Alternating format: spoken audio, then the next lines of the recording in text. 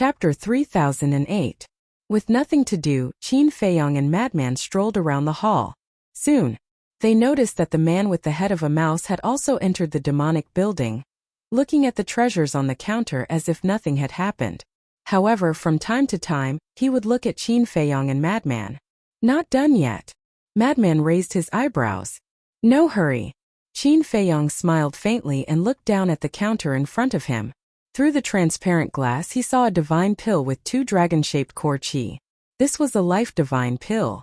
There were also many pills with dragon-shaped core qi, and 2 dragon-shaped core qi on the side. He basically knew them all. However, he did not see any potential pills or potential pills. Could it be that there were no such pills in the sky cloud realm? Qin Feiyong, come and take a look. Suddenly, Madman's voice sounded in Qin Feiyong's mind. Qin Feiyong walked over suspiciously. Madman pointed to the counter in front of him and said, "Look." Qin Feiyong looked over and saw a jade box lying inside the counter. Inside the jade box there was a pill. This pill was the same size as an ordinary pill, but the color was somewhat dazzling. Its whole body was golden yellow as if cast in gold, and there were 4 dragon-shaped core qi on it. For dragon-shaped core qi, this was already comparable to Dan Wangkai, Yizhong and Wang Chang. The most important thing was that he had never seen this kind of pill before. Suddenly, Qin Feiyong was slightly taken aback and found that next to the jade box, there was a small card with the information of the pill. Shangqing Nature Pill. This pill has the magical effect of breaking through the undying realm and opening the door of potential. When Qin Feiyong saw this, he was stunned. It was actually a pill to open the door of potential in the undying realm? We must get this pill. Madman transmitted his voice, his eyes burning with passion. Because right now what they lacked was this pill. Qin Feiyong's eyes flickered as he thought to himself, do you think this Dan mantra in my hand is really the first volume of the Dan mantra of the sky cloud realm? I think it's possible. Madman nodded. Then don't be rash. This could be a bait. Qin Feiyong thought. Bait? Madman was stunned. Yes. Think about it, the sky cloud realm doesn't have the first volume of the alchemy mantra, so there are no potential pills. Thus, even if they possess the Shangqing fortune pellet, it would still be useless. Because the door of potential must be opened layer by layer, slowly and gradually. As for the Shangqing nature pill, it can only open the door of potential for those in the imperishable realm. It cannot open the door of potential for those below the imperishable realm. In other words, without pills like the potential pill, this Shangqing fortune pill would be useless. Since it's useless, why did Missouri Lu place the Shangqing fate pill here? Obviously, they want to use this Shangqing nature pill to lure out the person who possesses the first volume of the alchemy mantra. Qin Feiyong analyzed. You mean anyone who comes to buy the Shangqing nature pill might possess the first volume of the alchemy mantra? Madman asked. That's right. Because the second volume of the alchemy mantra is in the hands of the major forces, and the pill formulas inside will definitely not be leaked out. After all, it's so important. Therefore, those who possess the first volume of the alchemy mantra can only go to the major trading centers to buy the Shangqing nature pill. Qin Feiyong thought. Madman nodded in realization and said in surprise, how did you think of this? Did you know it from Luo Tianshan's memories? This has nothing to do with Luo Tianshan's memories. How could a small figure like Luo Tianshan know such a secret? For me to think of this, I have to thank the treasure pavilion of the North region. Qin Feiyong laughed secretly. Madman was stunned. When I entered the North region and went to the treasure pavilion, I found a divine art called the Chaos Origin Divine Art. At that time, I didn't know what was going on, so I planned to get it. Because this Chaos Origin Divine Art was specially created for people with inner demons. After cultivating the Chaos Origin Divine Art, the main body and inner demons can fuse together and unleash extremely powerful strength. Although my inner demons are dead, I wanted to buy it as a memento. But at that moment, Hui ran out and told me not to buy it. Later, I found out that the Chaos Origin Divine Art was a bait to lure people with inner demons out. Qin Feiyong laughed secretly. So that's how it is. Then, did you get this Chaos Origin Divine Art? Madman asked. Yes. Once, when I was with the Vice Pavilion Master, I thought of the Chaos Origin Divine Art, So I asked him for it and explained the situation to him. Qin Feiyang nodded. Then it seems that this Shangqing nature pill really can't be bought. Madman looked at the pill in the jade box enviously, because now that he had stepped into the imperishable stage, he had to prepare for a rainy day. No rush. To open the door of potential, you need to reach the perfection imperishable stage. You still have a long way to go. Let's talk about it later. There are so many of us, we can't keep buying Shangqing nature pills in the demon tower. So we have to get the pill formula. Qin Feiyang transmitted his voice. Ever since he had the pill scripture, he had never worried about pill formulas. This feeling was really something he hadn't felt for a long time. He couldn't help but think of the Iron Bull Town. In the Iron Bull Town, not to mention the pill formula, even getting a pill was as difficult as ascending to the heavens. Makes sense. Madman nodded. Let's take a look. Since there is a pill that can open the door of potential in the imperishable stage, there should also be a pill that can increase the cultivation of the imperishable stage. This thing is the most important thing for us right now. Qin Feiyang transmitted his voice. That's right. Madman patted his head and immediately started searching. The door of potential could only be opened after reaching the perfection imperishable stage, but increasing one's cultivation could be done at any time. Being able to use a pill to increase one's cultivation could save a lot of time. However, when the two of them searched all the counters, they still couldn't find a pill that could increase the cultivation of the imperishable stage. Why is there nothing? Madman frowned and transmitted his voice. Is there no such information in Luo Tianshan's memory? Let me think. Qin Feiyang lowered his head and searched Luo Tianshan's memory. After a while, his eyes lit up and he nodded yes. Tell me. Madman urged. There is indeed such a pill called the Dragon Phoenix Divine Pill. It requires dragon blood and phoenix blood as a catalyst. But this pill is very precious. The Demon Tower usually doesn't sell it. Even if it is sold, it will be in the auction house. Qin Feiyang secretly said. Then let's go to the auction house. Madman said. You don't understand what I mean. The Demon Tower usually doesn't sell this pill to outsiders. Even if it is a disciple of the Demon Palace, they would have to pay a huge price to obtain one. Qin Feiyang transmitted his voice. Is there a need to hide it like this? Madman's face was immediately filled with displeasure when he heard this. What a joke. This is a pill that can increase the cultivation of the imperishable stage. How can it not be hidden? Not to mention this Dragon Phoenix Divine Pill. Even the 9-chew yellow dragon pill and the 9-turn dragon blood pill in my hands are hidden in my hands. I don't want to give it to outsiders. Qin Feiyang said. All right. Madman nodded his head weakly. Qin Feiyang shook his head and said. It seems that it won't be easy to get these 2 pill formulas. From the current situation, he had to enter the Demon Palace to have a chance. If he used the pill scripture in his hands to exchange, the Demon Palace would definitely be very happy. But his pill scripture couldn't be exposed, and he couldn't let others take advantage of him, so he could only think of another way. This time, the woman in red returned and looked at Qin Feiyang and Madman with a smile. The Tower Master has agreed. Thank you. Qin Feiyang hurriedly thanked her. The woman in red said with a little difficulty. But the Tower Master has a request. Request? Qin Feiyang was taken aback. The woman in red nodded and said. The Tower Master said that he must personally watch you refine a pill once. Personally watch me refine a pill? Qin Feiyang frowned. This is the Tower Master's request. I can't do anything about it. The woman in red said helplessly. In other words, if I refine a pill in front of him, he won't sell me the pill fire and pill furnace? Qin Feiyang asked. Yes. The woman in red nodded. This is a place where you do business. As long as you have money, why do you have to make such a strange request? Madman raised his eyebrows. Wasn't this a waste of their time? I hope the 2 young masters can forgive me. The woman in red smiled apologetically. What do we do? Madman looked at Qin Feiyang. We have a request, what else can we do? Qin Feiyang smiled bitterly and looked at the woman in red. Lead the way. Following the woman in red, the 2 of them walked to the 2nd floor, entered a secluded corner, and stopped in front of a door. The woman in red knocked on the door and said respectfully, Tower Master, They have been brought here. Come in. A hoarse voice sounded from inside. The woman in red pushed open the door and retreated to the side, looking at Qin Feiyong and Madman. Please come in. Qin Feiyong and Madman nodded and walked into the room one after another. Turned out that this was a study. It was about 100 feet and the layout was quite simple. There was a tea table on one side and a desk on the other. In front of the desk, a white-haired old man was squatting there with his head lowered, as if he was looking at an account book. Take a seat first.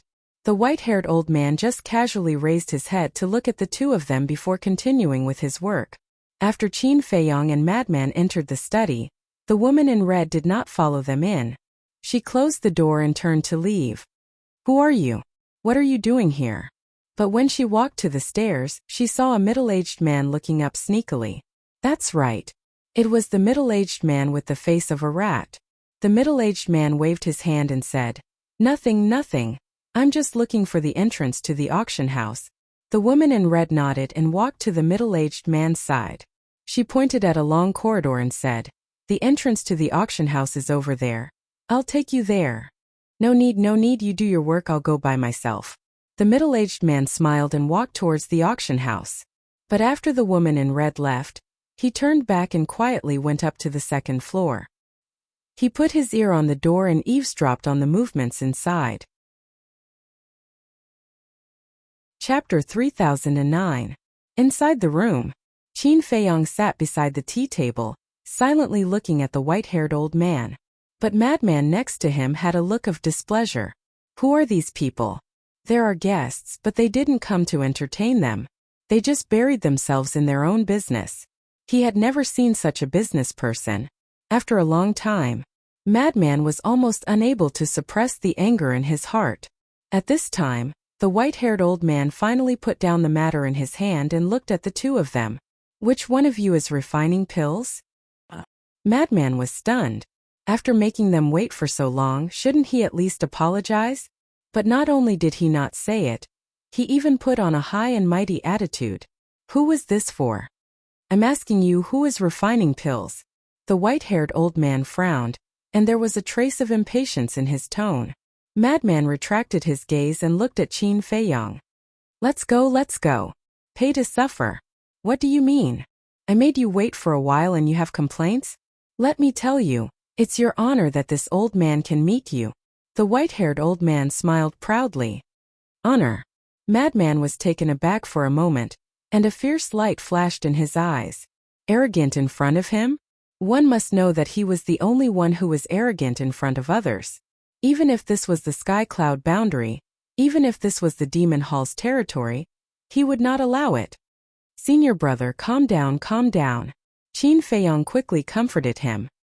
He looked at the white-haired old man and smiled. It's me who is refining pills. The white-haired old man said. Then let's start.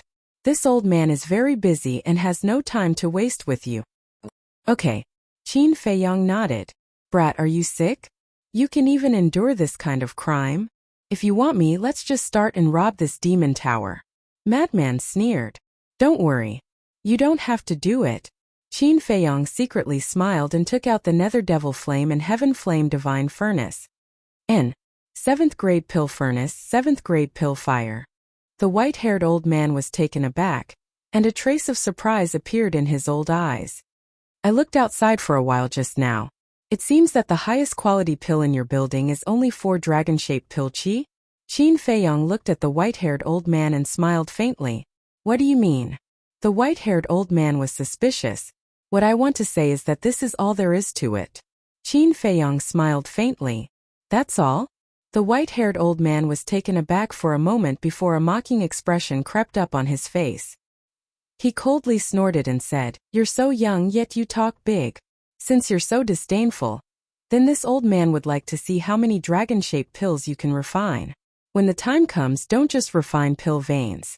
That would be a joke.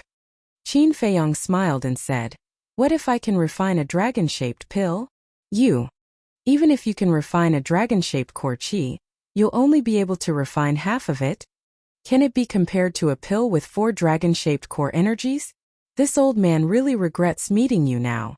You've overestimated yourself and overestimated yourself.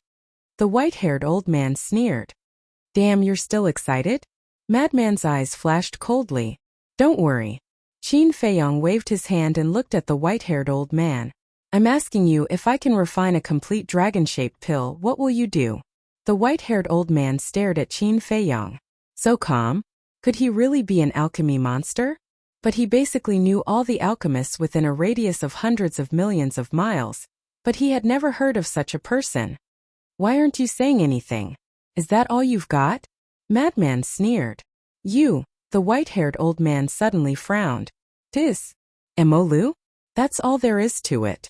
Madman's face was full of disdain. How dare you? The white-haired old man slammed his palm on the desk and shouted, fine, if you can refine a complete dragon-shaped pill. This old man. Madman's eyes turned cold as he stared at the white-haired old man aggressively and said, then kneel down and kowtow to us. Old bastard, do you dare to do that? Old bastard? The white-haired old man fumed and said angrily, sure, this old man will bet with you. That's what you said. We didn't force you. Qin Feiyong smiled. That's what this old man said. Hurry up and refine the pill. The white-haired old man shouted. Okay. Qin Feiyong nodded and took out a set of medicinal ingredients for the divine life pill. Without any preparation, he directly revived the netherworld demonic flame. Although he had the Pill King's wealth now, he rarely refined pills, but his experience and talent were all here. The entire process was neither fast nor slow. It was as smooth as flowing water. Rather than saying that he was refining pills, it was better to say that it was a wonderful performance. Seeing this, the white-haired old man's heart couldn't help but skip a beat. This kind of technique and mentality wasn't something an ordinary alchemist could do. Soon, a strong medicinal fragrance came from the study. Whoosh! Another few breaths passed. A divine light flashed out from the heaven-flame divine furnace. Qin Feiyong waved his hand and the divine light went straight to the white-haired old man. The white-haired old man grabbed it in his hand and looked down. His expression suddenly became dull. There were actually 4 dragon-shaped pill auras. And they were all complete dragon-shaped pill auras. How was this possible? He was dumbfounded and stood there motionless. For there were actually 4. Since when was there such a monstrous alchemist born in the eastern mountain city? Qin Feiyong put away the netherworld demonic flame and the heaven flame divine furnace and smiled faintly. How was it? The white-haired old man trembled and looked up at Qin Feiyong. He muttered, who exactly are you? Don't care who I am. I don't need you to kneel. However, the moral character of your devil palace has truly broadened my horizons. Fortunately, I also promised that woman and didn't enter your demon hall. What a joke. Qin Feiyong smiled coldly and turned to look at Frenzy. Senior brother, let's go. See that? Don't look down on others in the future. Also, a businessman should have the attitude of a businessman. The customer is God. Frenzy glanced at the white-haired old man indifferently and followed Qin Feiyong to the door. The white-haired old man's face was ashen as he said angrily, don't you want the pill fire and pill furnace? No need. I'm afraid of dirtying my hands if I take them from someone like you, Qin Feiyong said without turning back. Dirtying my hands? After being humiliated repeatedly, the white-haired old man was already angry. When he heard Qin Feiyong's words, he couldn't hold it in anymore and a trace of killing intent emerged. Swoosh! At the same time, Qin Feiyong suddenly turned around and looked at the white-haired old man, because he felt the killing intent. You'd better put away your killing intent immediately, or I'll make your demon tower disappear, Qin Feiyong said. Make the demon tower disappear? The white-haired old man looked at Qin Feiyong in shock. He was probably a fool. Did he know who the owner of the demon tower was? In the entire eastern continent, who would dare to be impudent in the demon tower? Not to mention saying such audacious words. Clang! But at this moment, the door was kicked open. Who is it? The white-haired old man shouted angrily and looked at the door, only to see the middle-aged man standing outside. Qin Feiyong and Frenzy were also stunned. Wasn't this the person who followed them? He actually followed them here. And from the looks of it, he was even more arrogant than them. At least they didn't directly kick the door. Who are you? Did you eat a leopard's guts?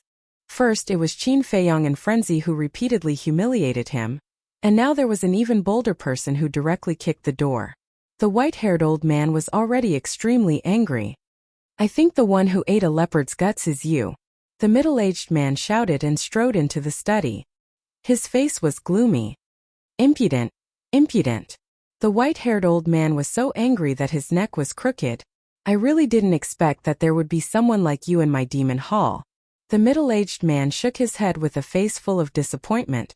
Demon hall? Qin Feiyong and Frenzy looked at each other. The white-haired old man was also stunned. After sizing up the middle-aged man for a while, he asked in surprise, "You're from the demon hall?" The middle-aged man took out a facial restoration pill and threw it into his mouth.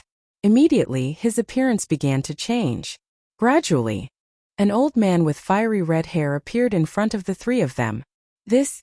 Qin Feiyong and Frenzy looked at each other. Wasn't this Elder Hua? Elder Hua had been following them all this time? "You are." The white-haired old man looked at Elder Hua's appearance and couldn't help but tremble.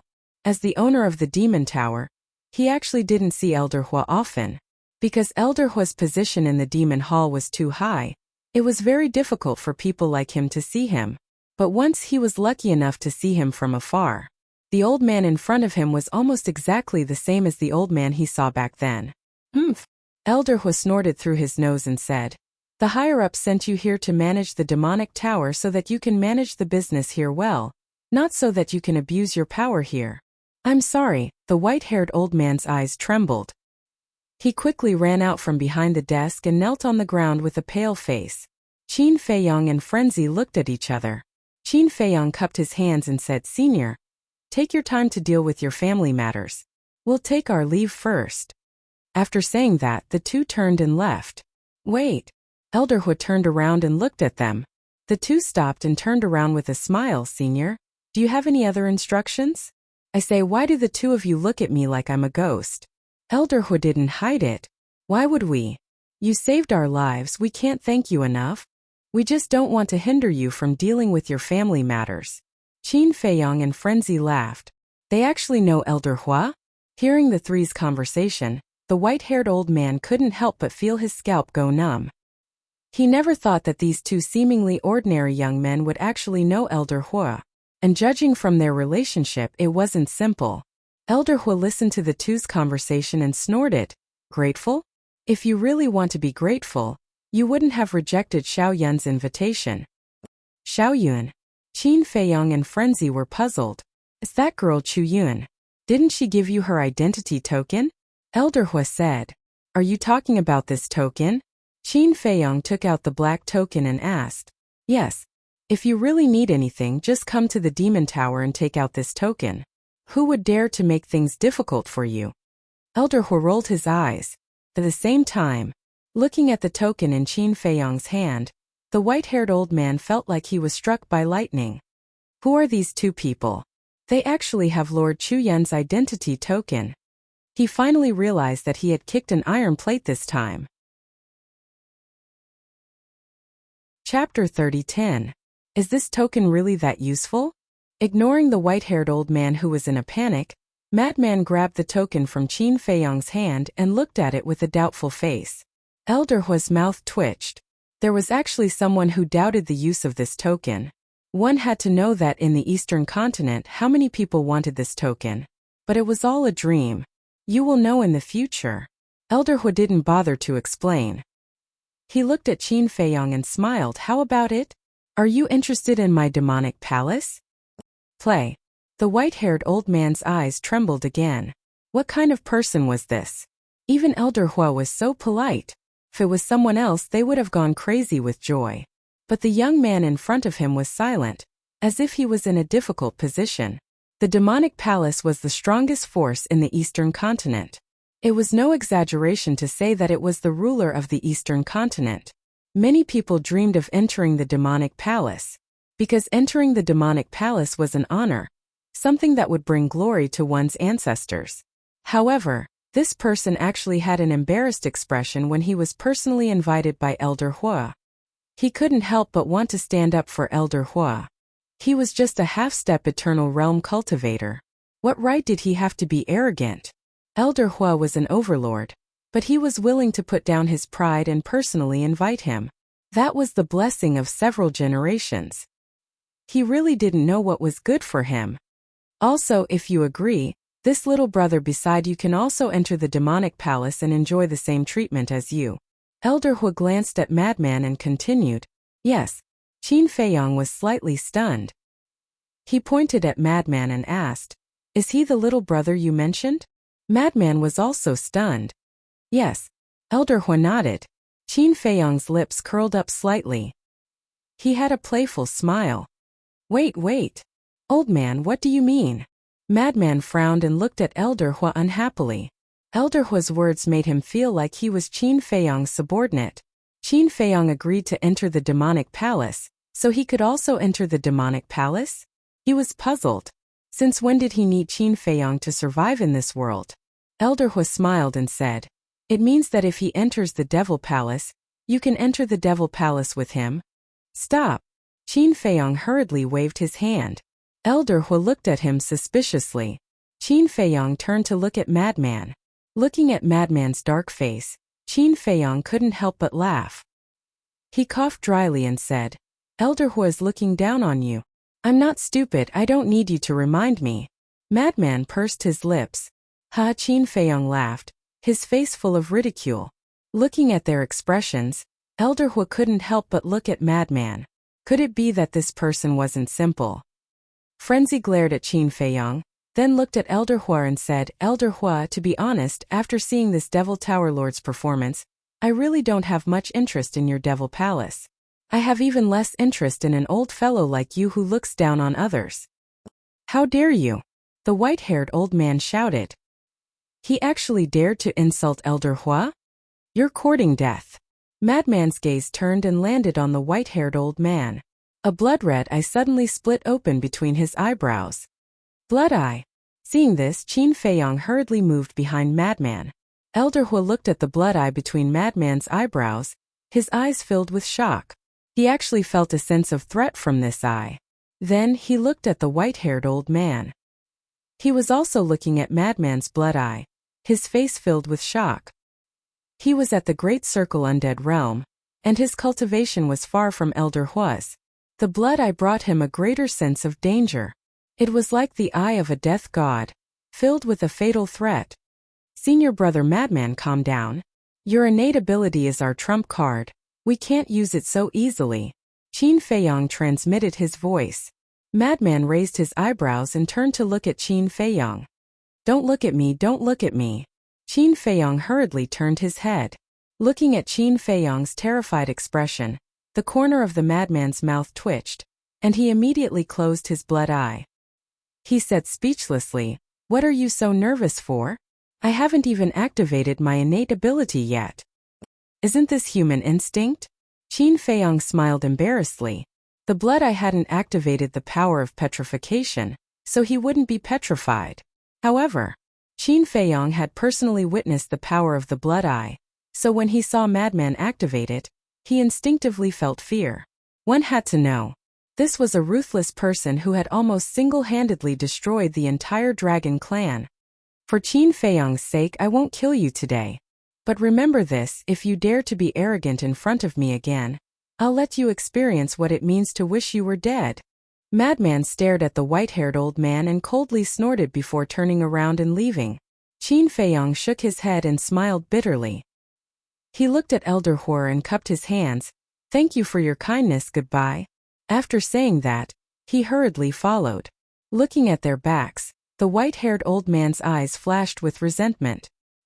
He then looked at Elder Hua and angrily said, They're too rude. Shut up. Elder Hua scolded. The white-haired old man shrunk his neck. Elder Hua stared at the empty doorway with a thoughtful look in his eyes. Did he really underestimate this person? His attention had always been on Qin Feiyong.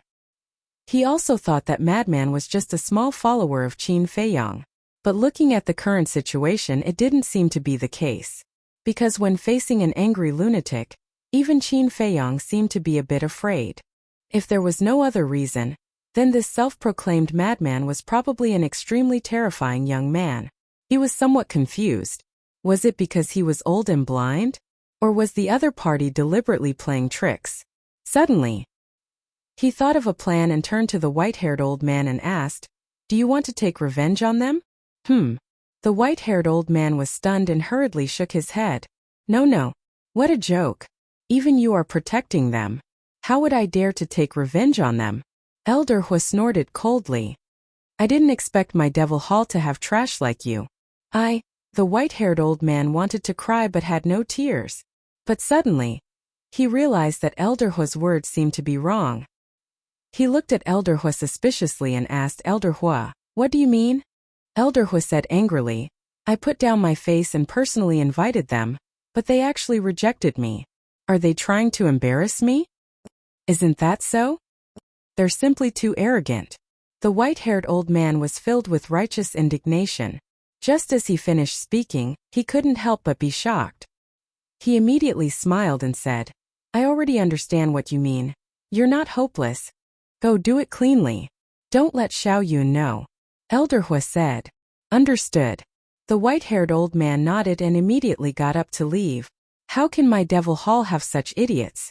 Looking at the white-haired old man with a face full of killing intent, Fire Dragon couldn't help but shake his head. Then a trace of anticipation appeared in his eyes. Immediately after, he disappeared without a trace. Back to Qin Feiyong and Elder Hua. After going downstairs, they directly left the Devil Tower. "Senior brother Madman, are you really angry?" On the street, Qin Feiyong looked at Madman in amusement. "Nonsense. If it were you, wouldn't you be angry?" Madman rolled his eyes. He actually treated him as Qin Feiyong's accessory? What kind of joke was this? When his name spread far and wide, Qin Feiyong wasn't even born yet. "Actually, this is not bad." Qin Feiyong transmitted his voice. "How is it not bad?" Madman frowned. "Think about it. They only pay attention to me and ignore your existence. If we encounter any danger one day, will you be able to catch them off guard?" Qin Feiyong secretly said. "That's true. But this old man Hua's attitude is indeed unpleasant. I feel that the people of this devil hall are almost the same self-righteous." Madman's face was full of disdain. "After all, we are people from the lower realms. How can they take a fancy to us?" Qin Feiyong shook his head. Who didn't climb up step by step from the bottom? Could it be that he was born a sovereign realm expert? Actually, compared to this, I am more concerned about this. Don't you think that this devil hall is too enthusiastic towards you? Madman secretly said. It is a little enthusiastic. It is probably because of the blood hall. After all, there is a good saying, the enemy of my enemy is my friend. Qin Feiyong said. If that's the case, it doesn't matter. But I am worried that their scheme is not so simple. Madman sighed. Qin Feiyong's heart trembled as he asked, You mean the ancient castle and the Black Tortoise realm? We can't rule out this possibility. Madman said. Qin Feiyong's eyes sank slightly. With the ancient castle and the Black Tortoise realm being exposed one after another, this kind of thing could really happen. After all, an independent world was full of fatal temptation for anyone.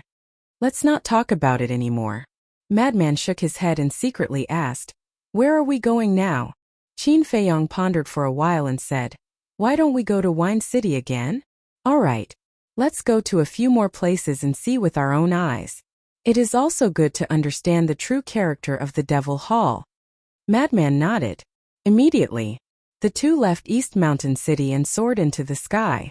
Like a bolt of lightning, they flew towards Wind City. It only took half a day's journey from East Mountain City to Wind City. The two of them weren't in a hurry. Along the way, they enjoyed the scenery of the Eastern continent. Actually, looking at it this way, the Sky Cloud realm isn't much different from the ancient realm. Madman laughed. Each world is about the same, the only difference is the strong and the weak.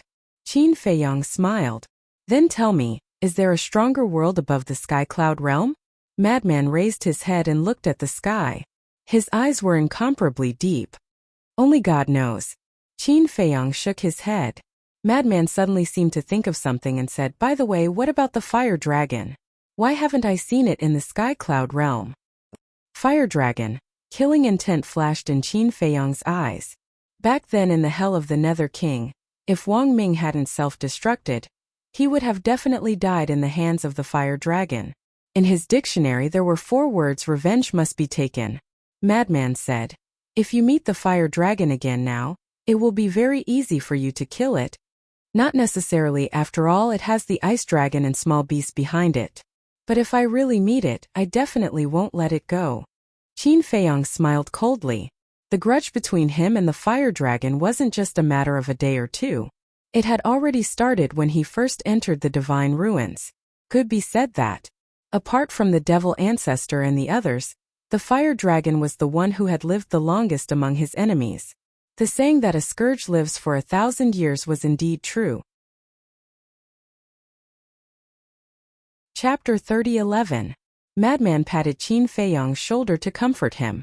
Qin Feiyong smiled faintly.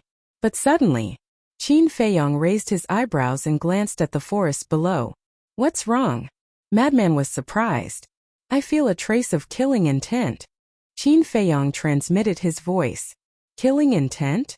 Madman was slightly taken aback as a cold light flashed in his eyes. "Is it that demonic tower lord?" "I don't know. But the killing intent does exist. Because I cultivate the kill art, I'm very sensitive to killing intent." Qin Feiyong transmitted his voice. "Bastard, you're still not done?" A trace of hostility appeared between Madman's eyebrows as a terrifying evil force suddenly broke out of his body and blasted towards the mountain below. "Not good, we've been discovered." Exclamations suddenly came from below. Boom! The evil force instantly arrived and the mountain below was razed to the ground. Dust billowed and covered the sky. Whoosh! 2 figures rushed out from the dust and fled into the distance. "Want to leave?" Qin Feiyong and Madman looked at each other and immediately sneered as they descended towards the 2 like lightning. They could only see the backs of those 2. But from the back, they should be 2 middle-aged men. As for their cultivation, both of them were at the greater success imperishable stage. Although their cultivation was stronger than Qin Feiyong and Madman, they didn't have the slightest intention of entangling with them. They used their supreme-grade auxiliary divine techniques and frantically fled. "They seem to know our strength and don't dare to clash with us." Qin Feiyong frowned. "They shouldn't be people sent by the demonic tower lord." Madman whispered. "Because the demonic tower lord in East Mountain City didn't know their true strength. So, if they were assassins sent by this person, they definitely wouldn't be running for their lives." Suddenly, the 2 looked at each other as killing intent surged in their eyes. Because 2 words appeared in their minds at the same time. Blood Hall. Qin Feiyong immediately used the Dao art and quickly approached with Madman. This matter had to be made clear. If these 2 people were really from the Blood Hall, he would have to treat them with caution. Because they had just entered the Eastern continent. If they were targeted by the Blood Hall, it would undoubtedly mean that the Blood Hall's hidden forces in the Eastern continent were extraordinarily terrifying. After activating the Dao character formula, his speed was indeed different. In just a few breaths, he had caught up to the 2. So fast. The 2 men turned pale with fright. Whoosh! Qin Feiyong put down Madman and took a step forward, standing in front of the 2. Madman blocked the way and sneered. "You dare to assassinate us?" The 2 of them turned to look at the Madman and then back at Qin Feiyong. They immediately split up and fled in opposite directions. Qin Feiyong and the Madman finally saw their faces clearly. They were 2 middle-aged men with thin bodies and dark expressions. "Humph!" Qin Feiyong coldly snorted. He activated the Rising Dragon's secret art, and his cultivation instantly soared to the small success imperishable realm. Following closely, he took a step forward, appeared in front of another person and punched out. That person was slightly stunned and immediately sneered. He actually dared to attack him with his bare hands. Even if he had reached the small success imperishable realm because of the Dao character formula compared to him, there was still a gap of a small realm. Without hesitation, that person slapped at Qin Feiyong with murderous intent surging in his eyes. Qin Feiyong couldn't help but shake his head. Boom! The fist and palm met in an instant, and a terrifying aura immediately rolled out. The next moment, that person's expression changed, and his arm was shattered on the spot. What kind of power was this? His face was filled with shock, and his entire body flew out like a meteorite. Qin Feiyong chased after him again and stomped on that person's lower abdomen. A terrifying power roared out, and with a crack his chi was shattered on the spot. The other middle-aged man couldn't help but be stunned when he saw this scene. What kind of strange power was this? It actually injured a supreme expert of the large success imperishable realm? He was even more terrified and desperately fled. Qin Feiyong used the walk formula and quickly chased after him. Go to hell! The middle-aged man suddenly turned around, and a battle sword suddenly appeared in his hand, exuding a monstrous sharpness, and slashed at Qin Feiyong angrily. This was a supreme-level artifact. It was so sudden that he thought Qin Feiyong definitely wouldn't be able to react in time.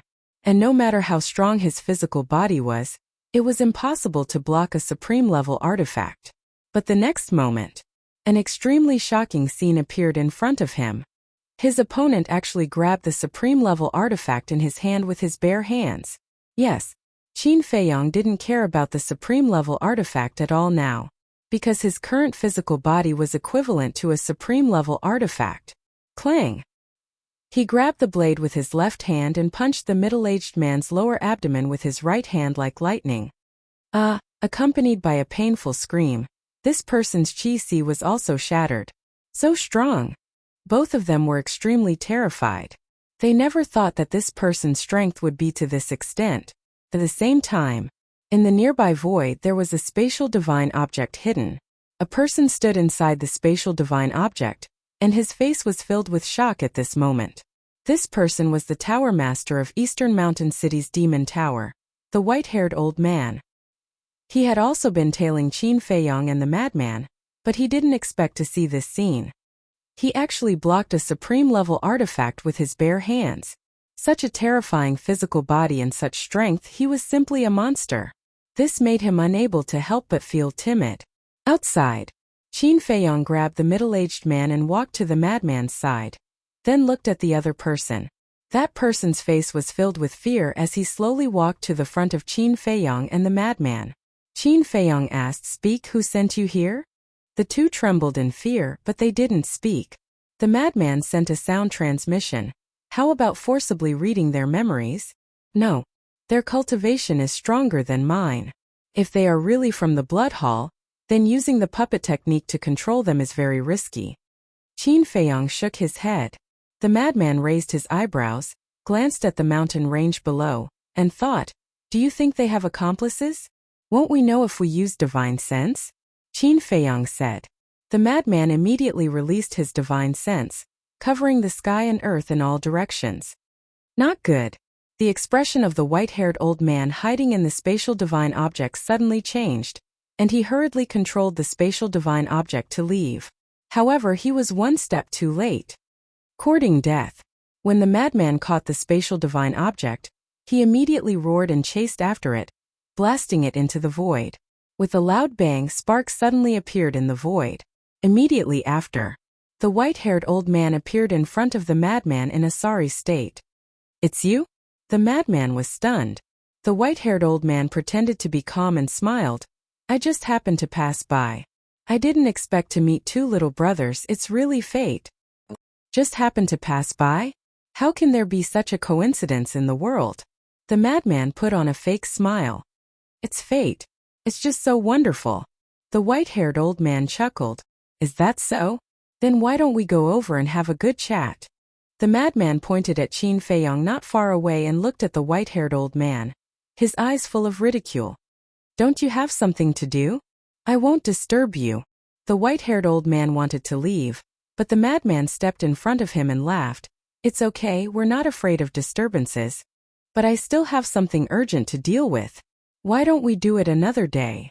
I'll treat you two little brothers to a few drinks another day." The white-haired old man said as he scanned the surrounding void, obviously looking for a way out. "Since you want to drink, let's do it today." The madman laughed and stretched out his hand, making an inviting gesture. "Better not." The white-haired old man waved his hand. The madman's face suddenly sank and shouted, "I'm speaking human language. Can't you understand?" The white-haired old man's expression froze, and a trace of hostility appeared between his brows. Clang! The next moment, a long blade appeared, its sharpness toppling mountains and overturning seas. This was also a supreme-level divine artifact. You really think I'm afraid of you? The white-haired old man grabbed the long blade and slashed at the madman. Stupid. The madman shook his head and raised his arm to block the long blade. What? The white-haired old man was shocked. The two middle-aged men whose chi seas were destroyed also looked at the madman in shock. Blocking a divine artifact with his bare hands again? Could it be that his body was the same as Qin Feiyang's? The facts proved that this was the case. With a clang, the madman grabbed the long blade and slapped at the white-haired old man's stomach. With a crack, the white-haired old man's chi-si shattered on the spot. How is this possible? The white-haired old man was shocked. Then he screamed and almost fainted. Although his cultivation was at the peak imperishable realm, the madman's body and strength had reached the supreme level. Even he couldn't withstand the full power of a palm. With your strength, you dare to be arrogant in front of me? The madman's face was full of disdain as he grabbed the white-haired old man like he was a chick. He walked in front of Qin Feiyang and grinned. Isn't it interesting? A little. Qin Feiyang nodded and scanned the three. Finally, his eyes landed on the white-haired old man and smiled. Looks like you ignored what senior brother Madman said before he left. Let me tell you, don't be arrogant. Because it was Elder Hua's idea to kill you. If you dare to touch me now, you will be going against my demon palace. From now on, there will be no place for you in the entire eastern continent. The white-haired old man sneered. Elder Hua's idea? Qin Feiyang and the madman looked at each other and couldn't help but frown. Are you sure? The madman looked at the white-haired old man and asked, if it wasn't for Elder Hua, do you think I would dare to come here? The white-haired old man looked at the two with mockery. This old thing really doesn't have good intentions. The madman cursed. But don't you think it's strange? Since it's Elder Hua's idea, why didn't he do it himself? Let's talk about it later. He also knows that we have a sovereign weapon. Isn't asking him to kill us the same as sending him to his death? Qin Feiyang transmitted his voice. That's true. What is this old thing trying to do? The madman frowned. Don't worry about Elder Hua. Qin Feiyang shook his head and ignored the white-haired old man. He looked at the two middle-aged men and said indifferently, even if you don't say it, I know who you are. The two remained silent. Chapter 30:12. Qin Feiyang looked at the two of them and said, you two are also from the demon palace, right? The two of them were stunned. Frenzy also looked at Qin Feiyang in shock. Qin Feiyang clearly knew that the two of them were not from the demon palace, so why did he deliberately say that? At the same time, the white-haired old man also looked at the two of them in shock. Qin Feiyang said again, it should be Elder Hua who sent you to assassinate us, right? The two of them looked at each other, then finally spoke and nodded, yes, Elder Hua sent us. A bunch of nonsense. At the same time, accompanied by an angry roar, an old man appeared out of thin air. Who else could it be but Elder Hua? Frenzy looked at Elder Hua in a daze. Why was this old thing here? But suddenly, he looked at Qin Feiyang, and a look of realization appeared in his eyes. Qin Feiyang should have guessed that Elder Hua was also hiding in the dark, so he deliberately used these two middle-aged men to lure Elder Hua to take the initiative to show himself. From this, it also proved that these two middle-aged men were definitely from the Blood Hall, because by doing so, they could point the finger at the Demon Palace. In other words, as long as they said that they were from the Demon Palace, Qin Feiyang and Frenzy would become enemies with the Demon Palace. This way, the Blood Hall could sit on the mountain and watch the tigers fight, reaping the benefits. But they didn't expect Elder Hua to be here. As for the fact that their divine sense didn't find Elder Hua previously, it wasn't strange. After all, as an overlord and a sovereign realm expert, he definitely had the means to block divine sense. What a bunch of nonsense! Elder Hua ran over angrily, looked at the two of them and said angrily, this old man knows you? You even said that you are from the Demon Palace. This old man wants to see if you are from the Demon Palace or not. After saying that, he snatched their universe rings and began to search. He also knew that these two people might be from the Blood Hall. Therefore, there should be a token from the Blood Hall in their universe rings. But in the end, he didn't find the token in the universe rings. Qin Feiyang looked at Elder Hua and teased, if it were someone from your Devil Hall, Would he bring along the Devil Hall's identity token when he infiltrates the Western continent? Elder Hua's expression stiffened as he lowered his head to look at the two of them. Killing intent flickered in his eyes as he said, "Who are you? How dare you slander this old man?" The two of them were terrified. Qin Feiyong smiled faintly and said, "That goes without saying. They are from the Blood Hall." "You know?" Elder Hua frowned. "Yes. The moment we saw them, senior brother Feng Zi and I had already determined their identities." Qin Feiyong nodded. Elder Hua glanced at the mad scientist before looking at Qin Feiyong. He frowned and asked, "Then why did you say they were from my Devil Hall?" Qin Feiyong laughed. "If I didn't say that, would you have taken the initiative to show up?" Elder Hua was stunned. So it was because of this brat's gloves? Seeing that Elder Hua was ignoring him, the white-haired old man finally couldn't help but exclaim, "Elder Hua, they are fake, but I am real. You asked me to kill them." "Shut up." Elder Hua glared at Qin Feiyong and frowned. "How did you know this old man was hiding?" "Because of him." Qin Feiyong pointed at the white-haired old man and said faintly, "He's right. You did ask him to kill us." "How so?" Elder Hua's pupils shrank as he asked. "It's simple. In the Devil Tower, he knew our relationship with you. If you didn't say anything, would he dare to attack us?" Qin Feiyong said. Elder Hua's eyes flickered as he said, "Then tell me, why did I ask him to kill you?" "Because of senior brother Feng Zi." Qin Feiyong smiled faintly. "Because of me?" Feng Zi was stunned. "Yes." Qin Feiyong nodded and said with a smile, "Your performance in the Devil Tower has piqued Elder Hua's interest, so he wants to know how capable you are." Feng Zi frowned and looked at Elder Hua. "So you asked him to test my strength?" Cough cough. Elder Hua coughed and looked embarrassed. It was obvious that Qin Feiyong had expected it. "You're already so old. Can you not be so bored?" Feng Zi's face darkened. What kind of person is this? He must be bored. The white-haired old man was stunned. "So, I'm just cannon fodder?" "Yes. You're cannon fodder. Of course, Elder Hua is also making use of trash because you're not fit to manage the Devil Tower.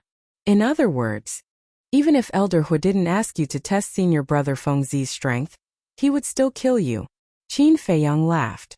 The white-haired old man looked at Elder Hua and said, "Is that so?" "Yes." Elder Hua nodded expressionlessly. "Old man, I'll take you down with me." The white-haired old man was instantly enraged and pounced at Elder Hua. However, Elder Hua only glanced at him indifferently and waved his hand. The white-haired old man was destroyed on the spot. "You guys deserve to die too. How dare you try to sow discord between us?" Elder Hua looked at the two middle-aged men and slapped them. The two of them screamed on the spot and not even a strand of hair was left. Qin Feiyong and Feng Zi looked at each other. This old man is really cruel.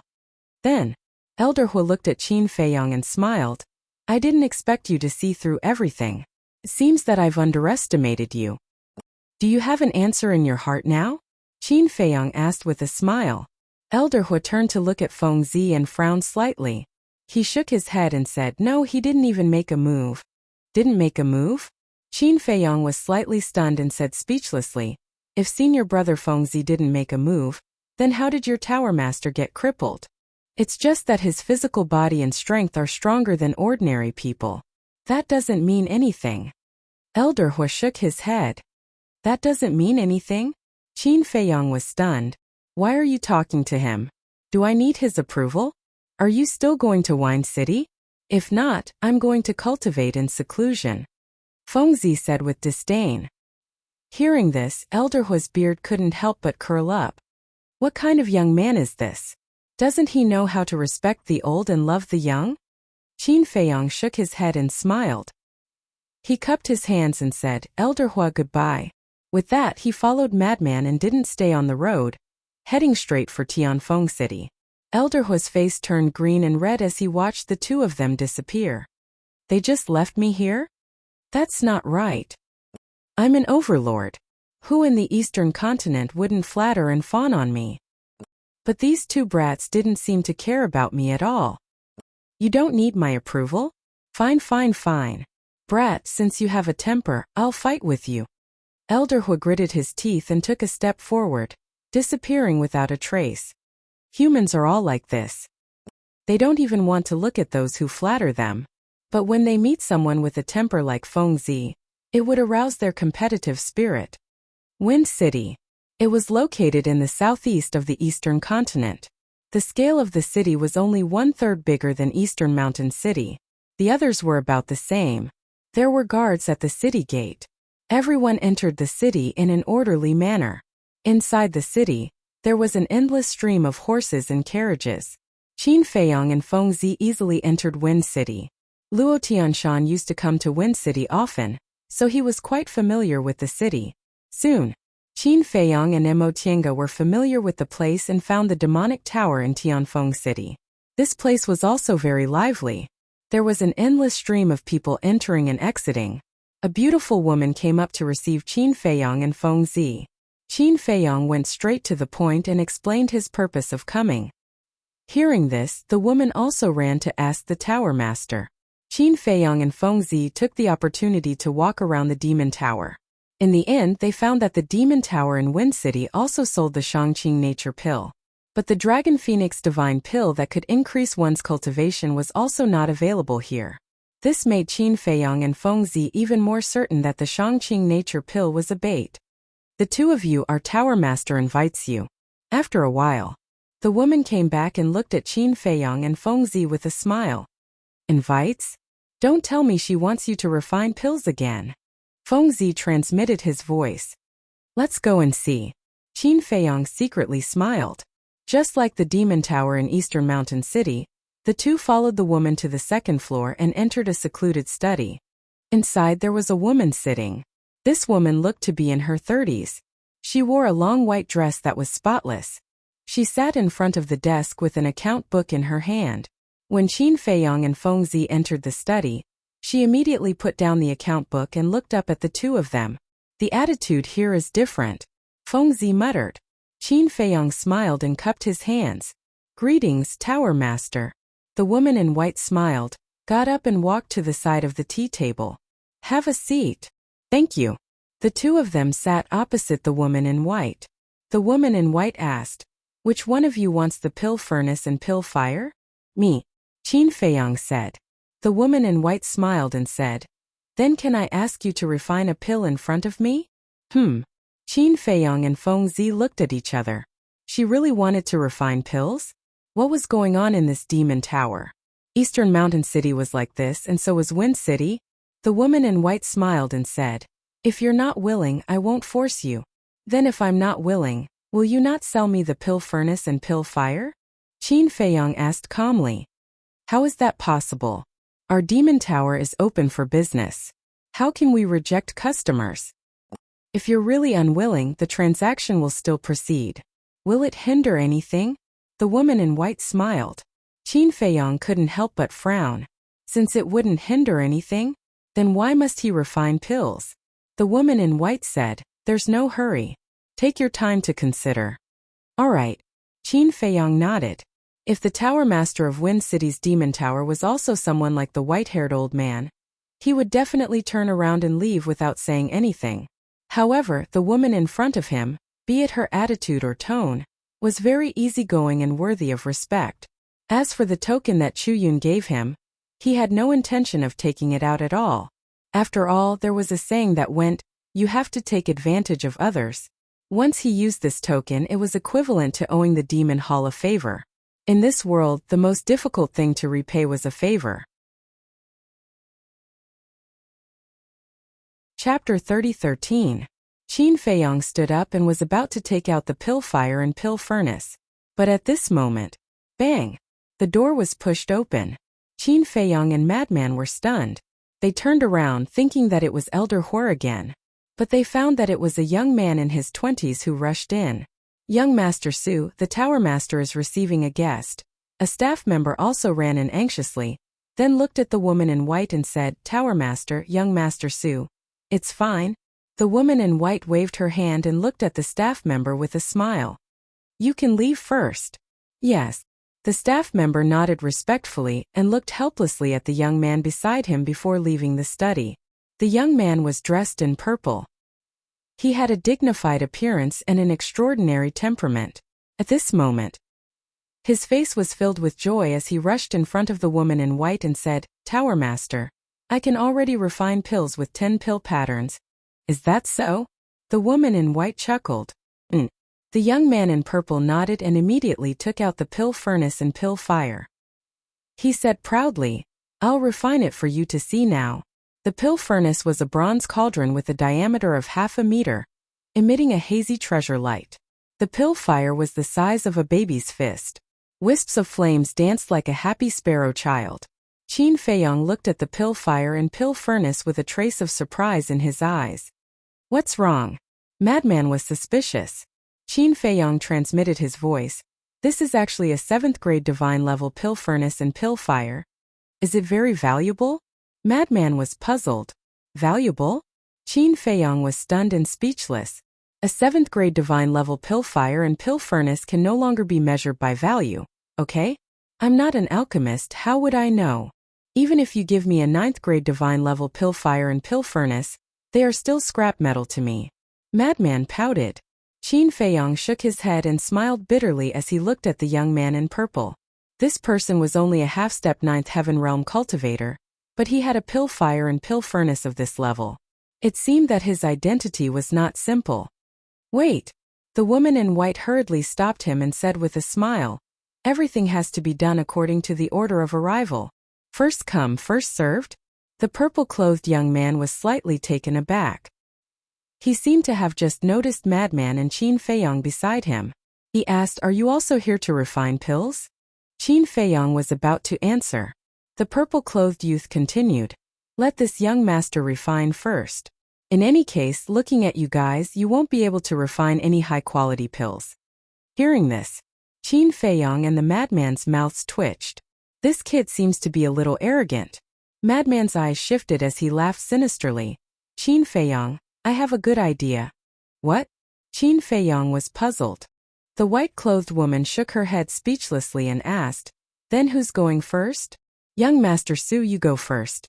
Let us, the country bumpkins from the village, broaden our horizons." The madman said, "At least you have some self-awareness. You know that you're a country bumpkin." The purple-clothed youth smiled proudly and focused on refining the pill. The entire process was extremely cautious. He didn't even dare to breathe loudly. When the pill was out of the furnace, he was already sweating profusely. He had refined a divine life pill, and there were indeed 10 patterns. He was only a step away from becoming a divine pill. "Not bad. You've indeed improved a lot." The white-clothed woman observed for a while with the eyes of a judge and smiled at the purple-clothed youth. The purple-clothed youth was overjoyed when he heard this. He asked with anticipation, "Then can I enter the demon hall now?" The white-clothed woman said, "Currently, you already have the qualifications, but this matter has to be reported first and waited for the higher-ups to make a decision." The purple-clothed youth was overjoyed when he heard this. "Then please help me. After this matter is done, my Su family will definitely reward you greatly. Entering the demon hall is not up to me, so I can't help much. Besides, I'm recruiting talents for the demon hall. It's my duty." The white-clothed woman smiled and then looked at Qin Feiyong. The purple-clothed youth also looked at Qin Feiyong and said proudly, "You've seen it with your own eyes. It's not too late to admit your mistake." Qin Feiyong shook his head and smiled. He looked at the white-clothed woman and said, "You want me to refine pills because you want to know my talent in alchemy?" "Yes. The purpose of our demon tower's existence is to do business. On the other hand, it's to find talents among the common people. As long as we meet a young person with outstanding talent, we will invite them. Especially alchemists. Therefore, when I learned that you're an alchemist and a new face that I've never seen before, I wanted to see it with my own eyes." The white-clothed woman explained, "So that's the case." Qin Feiyong was enlightened. It seemed that the Eastern Mountain City's Demon Tower Master also had the same intention. It was just that his conduct was too bad and disgusting. "Hurry up. Don't waste everyone's time," the purple-clothed youth urged. Qin Feiyong smiled and looked at the youth. "To be honest, it's not too late to go back on your words." "Go back on my words? I think you're guilty." The purple-clothed youth smiled. He was very happy. "I'm not joking." Qin Feiyong was helpless. I'm not joking with you either. Why? You're still not making a move. Could it be that you don't have a furnace and fire? Why don't I lend you mine? The purple-clothed youth looked at Qin Feiyong with a mocking expression. All right. Since you don't want to listen to my advice, I might as well take this opportunity to teach you a lesson. There's always someone better than you. No matter how great your achievements are, don't be too complacent. After Qin Feiyong finished speaking, he waved his hand and the Netherworld Devil Flame and Heaven Flame Divine Cauldron appeared. It's also a 7th grade Divine Grade Furnace and Fire. The white-clothed woman's pupils contracted. As a businessman, she could naturally recognize the grade of the furnace and fire at a glance. Madman looked at the purple-clothed youth and laughed. Kid, look carefully. They're both 7th grade and I'm not bullying you. So what if you're a 7th grade? Some people can't even refine a single pill pattern with a 7th grade furnace and fire. The purple-clothed youth's face was full of disdain, but there was a trace of suspicion in his eyes. He even had a 7th grade divine grade furnace and fire. Was he really a bumpkin from the village? Qin Feiyong waved his hand and a divine life pill appeared. Immediately after, he then revived the Netherworld Devil Flame and started to refine it calmly. Not bad. Looking at Qin Feiyong's skillful technique and calm demeanor, the white-clothed woman couldn't help but nod her head in praise. Just from this point alone, it was already clear who the winner was. Whoosh! Soon, the divine life pill turned into a divine light and flew out of the Heaven Flame Divine Furnace. It carried a majestic life energy and landed in the white-clothed woman's hand. During the entire process, Qin Feiyong didn't have any sweat on his forehead. It was completely effortless. The white-clothed woman grabbed the divine life pill and looked down. A trace of shock appeared in her eyes. Dragon-shaped pill chi. And it was 4 complete dragon-shaped pill chis. This alchemy talent was a bit terrifying. How is it? The purple-clothed youth tiptoed and looked at the white-clothed woman's hand. You lost. The white-clothed woman looked at the purple-clothed youth and smiled. I lost? The purple-clothed youth was taken aback and shook his head. I don't believe it. See for yourself. The white-clothed woman raised her hand and opened it. The divine life pill in her palm immediately appeared in front of the purple-clothed youth. This, looking at the 4 dragon-shaped pill chis, the purple-clothed youth was dumbfounded. It was actually 4 dragon-shaped pill chis. That medicinal pill that he refined was on a completely different level when compared to this medicinal pill. A country bumpkin and the worst alchemist was actually so powerful. Chapter 30:14.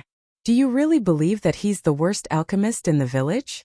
The white-clothed woman looked at the purple-clothed youth speechlessly. The purple-clothed youth suddenly came back to his senses. He looked at Qin Feiyong and the madman and said angrily, You schemed against me? That's not important. What's important is that we won. If you agree to a bet, you have to admit defeat.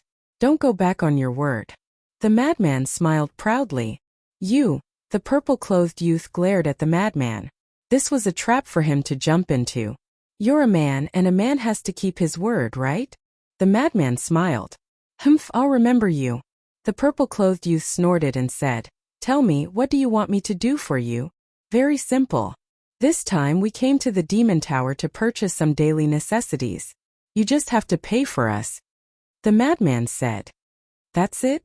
The purple-clothed youth was stunned. The madman nodded. The purple-clothed youth smiled proudly and said generously, Isn't that simple? I'll give you 100 million god crystals to spend as you wish. Cough cough. The white-clothed woman coughed dryly and looked at the youth. 100 million soul stones isn't enough. What?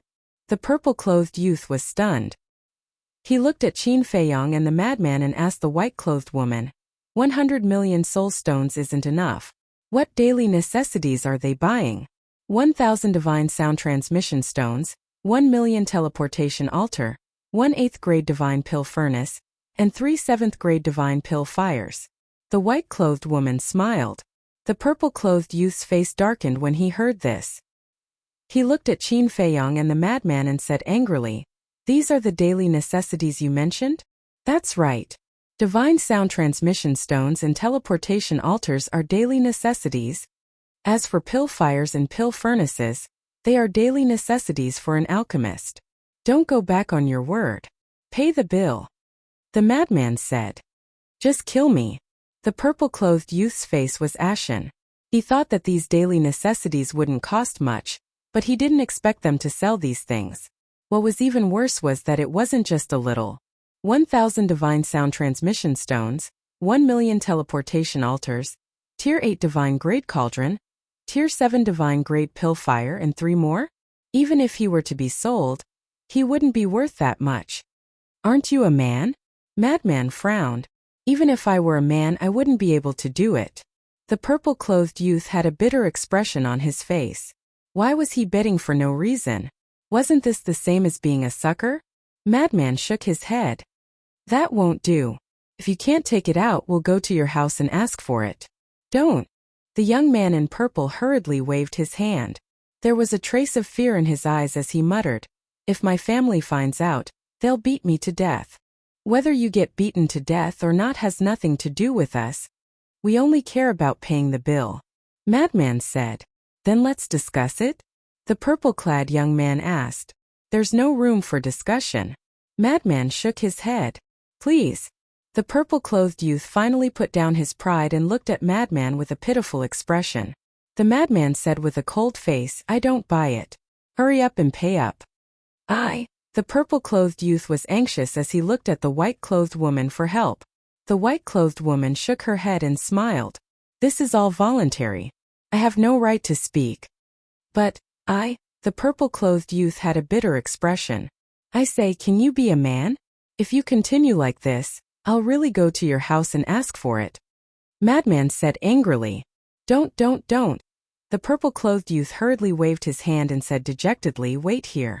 I'll go home and ask for it myself. Madman said. Then don't think of running away. What kind of person am I? The purple-clothed youth roared and turned to run out. The white-clothed woman shook her head and smiled.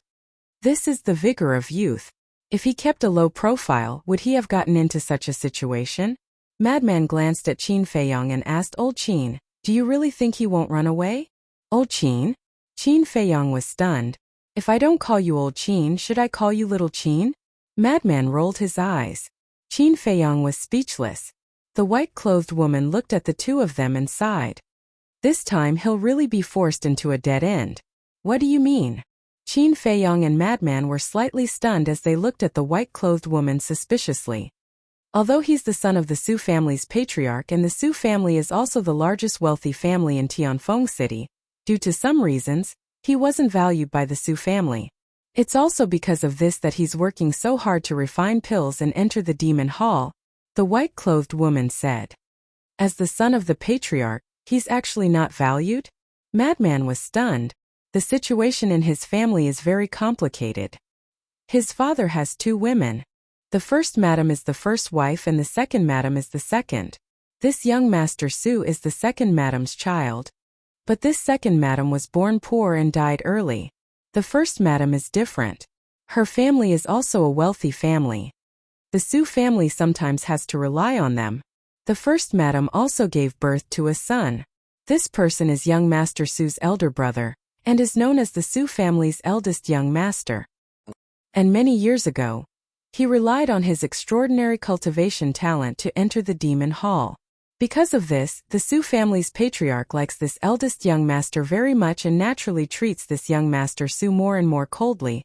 And the first madam also doesn't like this young Master Su very much and often adds fuel to the fire in the Su family's patriarch's ears. So now, the Su family's patriarch not only doesn't like this young Master Su, but also somewhat hates him. From time to time he would curse and even punch and kick him sometimes. Speaking of which, he's also a pitiful child. The white-clothed woman shook her head and sighed. No wonder I found that although he's a little arrogant, he seems to be a little different from the average hedonistic son. Qin Feiyong nodded in realization. Who doesn't want to be valued by others? Calling him a hedonistic son is still far from it. Anyway, in my eyes he's a good child. The white-clothed woman smiled slightly. Qin Feiyong said with a faint smile, since that's the case, let's forget about buying a single item. The white-clothed woman looked at Qin Feiyong in surprise. Qin Feiyong laughed. As I said just now, I just wanted to teach him a lesson. Immediately, the white-clothed woman couldn't help but look at Qin Feiyong in a new light. It was rare to see such a young man. Qin Feiyong said, I'll have to trouble you to prepare the things I need. All right. The white-clothed woman nodded and looked at the door. Come in. A staff member pushed open the door and entered. The white-clothed woman gave an order, and the staff member immediately went to prepare. The white-clothed woman returned to her seat and smiled. Please sit. Qin Feiyong put away the pill fire and pill furnace, and sat opposite the white-clothed woman with the madman. The white-clothed woman made tea and smiled. I still don't know the names of the two little brothers? Qin Feiyong. Qin Feiyong didn't hide anything. The matter of the heavenly cloud sea didn't spread out, so not many people knew about him other than the upper echelons of the Demon Palace and the Blood Palace. The white-clothed woman nodded and looked at the madman. What about you, madman? The madman spoke. The white-clothed woman was stunned. The madman said, If you don't like it, then call me Madman Mo. The corner of the white-clothed woman's mouth twitched slightly. Was there a difference? Qin Feiyong laughed.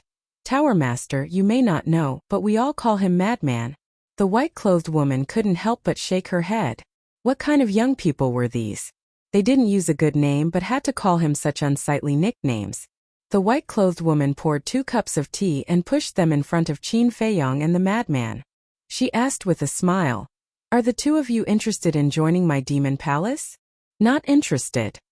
The madman didn't even think about it and shook his head. The white-clothed woman's expression froze, and she hurriedly said, Listen carefully, I said Demon Palace.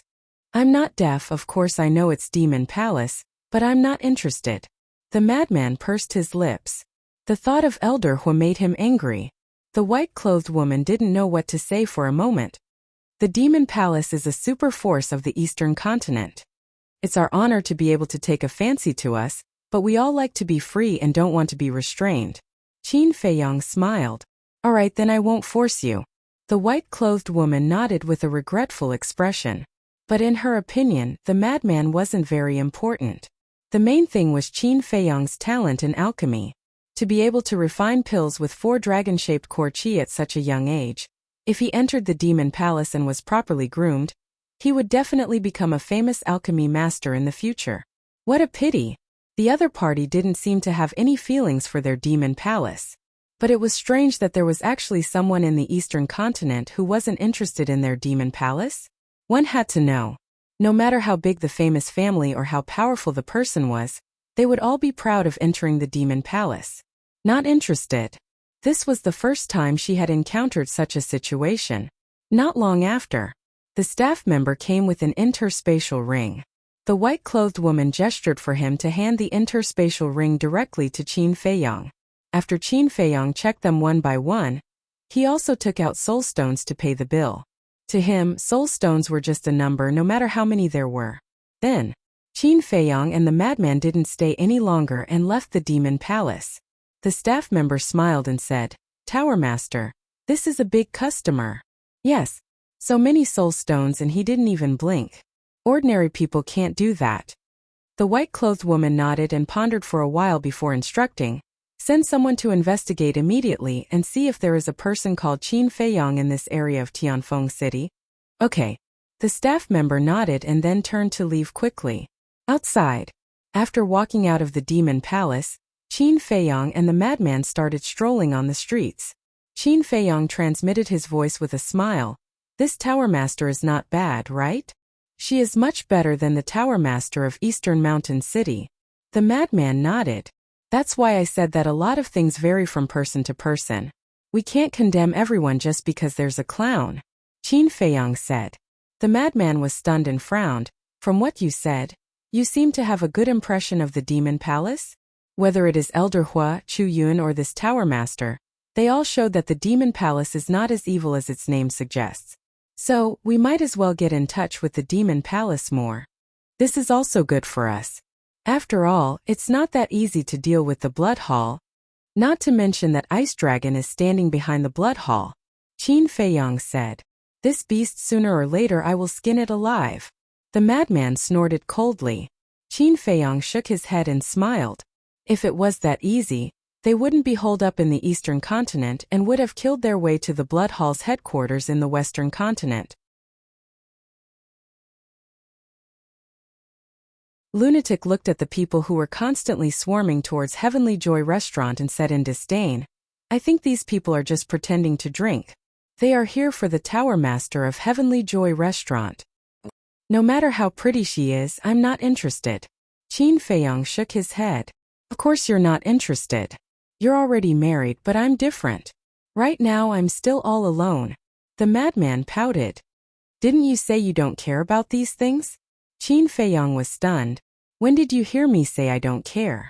"I didn't say it before because there was no girl in the ancient world that caught my eye." The madman glanced coldly at Qin Feiyong. Qin Feiyong was slightly taken aback. "So you're saying that you're going to settle your lifelong matter in the Tianyue domain? If there's such a chance, of course, it would be for the best." The madman chuckled. "Even so, what does it have to do with me?" Qin Feiyong snorted coldly. "What do you mean?" The madman frowned. "Are we brothers?" Qin Feiyong didn't answer. "Aren't you talking nonsense? Of course we're brothers."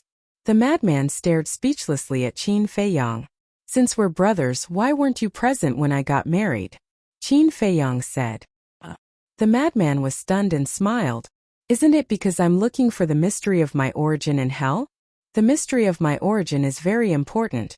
But isn't the big day of my brother's marriage important?" Qin Feiyong pouted. Yes. I really didn't expect this. But you don't have to be so calculative. Besides, you guys haven't consummated your marriage yet, right?" The madman chuckled. "Isn't that just a matter of time?" Qin Feiyong said. "Without consummation, it can only be in name." The madman shook his head. "Even if it's in name, I'm someone with a wife now. As for you, I don't even know where you are." Qin Feiyong looked at him with disdain. "Damn. Are you deliberately provoking me?" The madman said angrily. "What? I'm just provoking you. If you don't like it, why don't you find one for me to take a look?" Qin Feiyong smiled proudly. "You only care about the opposite sex." The madman glared fiercely at Qin Feiyong and dragged Qin Feiyong. Let's go to Heavenly Joy building and see how beautiful the owner is. So many men are fighting to be the first to go there." "Not going." Qin Feiyong shook his head. "You," the madman frowned, but suddenly his eyes rolled and he chuckled. "Don't forget your promise to the 5-clawed golden dragon." Qin Feiyong was taken aback and asked suspiciously, "What promise did I make to him?" "Wine. What did you promise him when you asked for the 100 jars of heavenly immortal wine? Do you want me to remind you now?" The madman chuckled. Qin Feiyong smiled bitterly and nodded. "All right, let's go take a look." "That's right." The madman laughed. After passing through several streets, Qin Feiyong and the madman finally arrived at the Heavenly Joy building that everyone was flocking to. This was a restaurant that was 10 stories high. It had an ancient style, and it was gorgeous yet elegant. Above the main entrance, there was a plaque with the words Heavenly Joy Building engraved on it. The words were beautiful and fresh, revealing a lively aura. It was obviously written by a woman. At this moment, there were already more than 100 people gathered outside the door. Almost all of them were young talents with extraordinary temperaments. There were 4 waiters at the door, welcoming them in one by one. Qin Feiyong and the madman also followed the rules and stood behind the crowd in line. A moment later, it was finally their turn. One of the waiters glanced at the restaurant hall and looked at Qin Feiyong and the madman, as well as the people behind them, and apologized. "Sorry, today's restaurant is full. Please come earlier next time." "What? It's full again. I've already come 5 or 6 times, but I've been stopped outside every time. I'm even more pitiful. This is already the 7th time. It seems that next time I'll have to come earlier." When the group of people heard this, they immediately turned around and left in disappointment. Qin Feiyong looked at the madman and shrugged. "See, it's not that I don't want to accompany you. It's that they won't let you in. I'm really sorry." Hearing Qin Feiyong's words, although he knew that Qin Feiyong was talking to his companion, the waiter still hurriedly apologized. "All right." The madman sighed and was about to turn around and leave. "I thought you guys wouldn't come." Come, I happen to be alone, there are 2 empty seats." But suddenly, A familiar voice came from inside. Qin Feiyong and the madman were stunned. They looked up and saw that it was the black-clothed youth from before. We meet again, it's really fate. Qin Feiyong smiled. The black-clothed youth walked out and looked at the waiter with a smile. They are my friends. The waiter retreated to the side and bowed. The two young masters, please come in. Thank you. Qin Feiyong cupped his hands and smiled, then entered the Heavenly Joy building with the madman. They followed the black-clothed youth to the left corner of the hall. Where did you guys go? The black-clothed youth was suspicious. The madman coughed and complained. Isn't it because you walked too fast? I couldn't even catch up with you. That's my fault. The black-clothed youth was stunned. Haha. The madman grinned and scanned the hall full of guests. Then he looked upstairs and asked curiously, brother, there are people upstairs too? Definitely. And the people upstairs are basically the children of big families. They all made reservations in advance. The black-clothed youth said. Qin Feiyong looked at the black-clothed youth and smiled. Brother, you also look extraordinary. You should be from a big family too. Me? The black-clothed youth was slightly stunned and shook his head. I'm not from a big family. I'm just a very ordinary person. Qin Feiyong smiled. Such a young ordinary person can have a half-step undying cultivation? The black-clothed youth's expression froze. He looked at Qin Feiyong and said, You can see through my cultivation? Qin Feiyong was hiding his cultivation, so the black-clothed youth couldn't see through him. Although the black-clothed youth restrained his aura and looked very low-key, he didn't hide his cultivation, so Qin Feiyong could see through him at a glance. Qin Feiyong smiled and a trace of divine power appeared in his palm. However, it was like a flash in the pan and was immediately restrained. Although it was just a flash, the black-clothed youth still clearly caught it and smiled. It seems that the two brothers are also not ordinary people. Same to you. Qin Feiyong smiled faintly. At this time, a waiter came and asked with a smile, Young masters, what do you need? Immortal drunken wine, of course. The black-clothed youth smiled and stretched out his index finger. He looked at the waiter and said, We'll each have a jar. As for the rest, you can do as you see fit. Okay. The waiter nodded and then turned around and left quickly. The black-clothed youth looked at Qin Feiyong and the madman and smiled. The two brothers came to the Heavenly Joy building. So you should be wine lovers. It's all right. Qin Feiyong nodded. The black-clothed youth said. Then I wonder what the two brothers' names are? Qin Feiyong. Madman Mo. Qin Feiyong and the madman spoke one after another. The madman's surname was from his foster father. His foster father was called Mo Wuyuan, so he also had the surname Mo. Madman Mo? The black-clothed youth looked at the madman in astonishment and smiled bitterly. Brother, your name is really different. What about you? The madman asked. Yunziang. The black-clothed youth smiled. Yunziang, Qin Feiyong muttered. There was no information about this person in Luo Tianshan's memory. However, it was not strange. The East Continent was vast and had countless people. Even a supergiant like Elder Hu could not know everyone, let alone a small figure like Luo Tianshan. However, he could conclude that Yunziang was definitely not simple, because he could faintly feel a trace of dangerous aura from Yunziang. Chapter 30:16. A moment later, the waiter of the restaurant walked over with 3 pots of wine and 5 dishes. The wine pot was about the size of an adult's palm. It was crystal clear and filled with wine. The wine cup was small and exquisite, could only hold 2 cups at most. It was made of a kind of snow-white jade and was exceptionally beautiful. Yunziang couldn't wait to open the wine pot and pour a cup. He put it at the tip of his nose and smelled it. His eyes suddenly lit up. Immediately after, he put it to his mouth and tasted it carefully. Qin Feiyong and Frenzy looked at each other and poured a cup each. Not bad. Frenzy nodded. This wine was almost on par with the immortal drunk. Qin Feiyong secretly laughed. I can get a few jars for little gold. You want to send him away with a few jars? Frenzy rolled his eyes. With the 5-clawed golden dragon's alcohol tolerance, dozens of jars were not enough. Yunziang also nodded at this time and praised. The wine is pure and transparent, full and mellow. The taste is delicate and the fragrance is long. Not bad, but speaking of this, Yun Xiang couldn't help but frown. But what?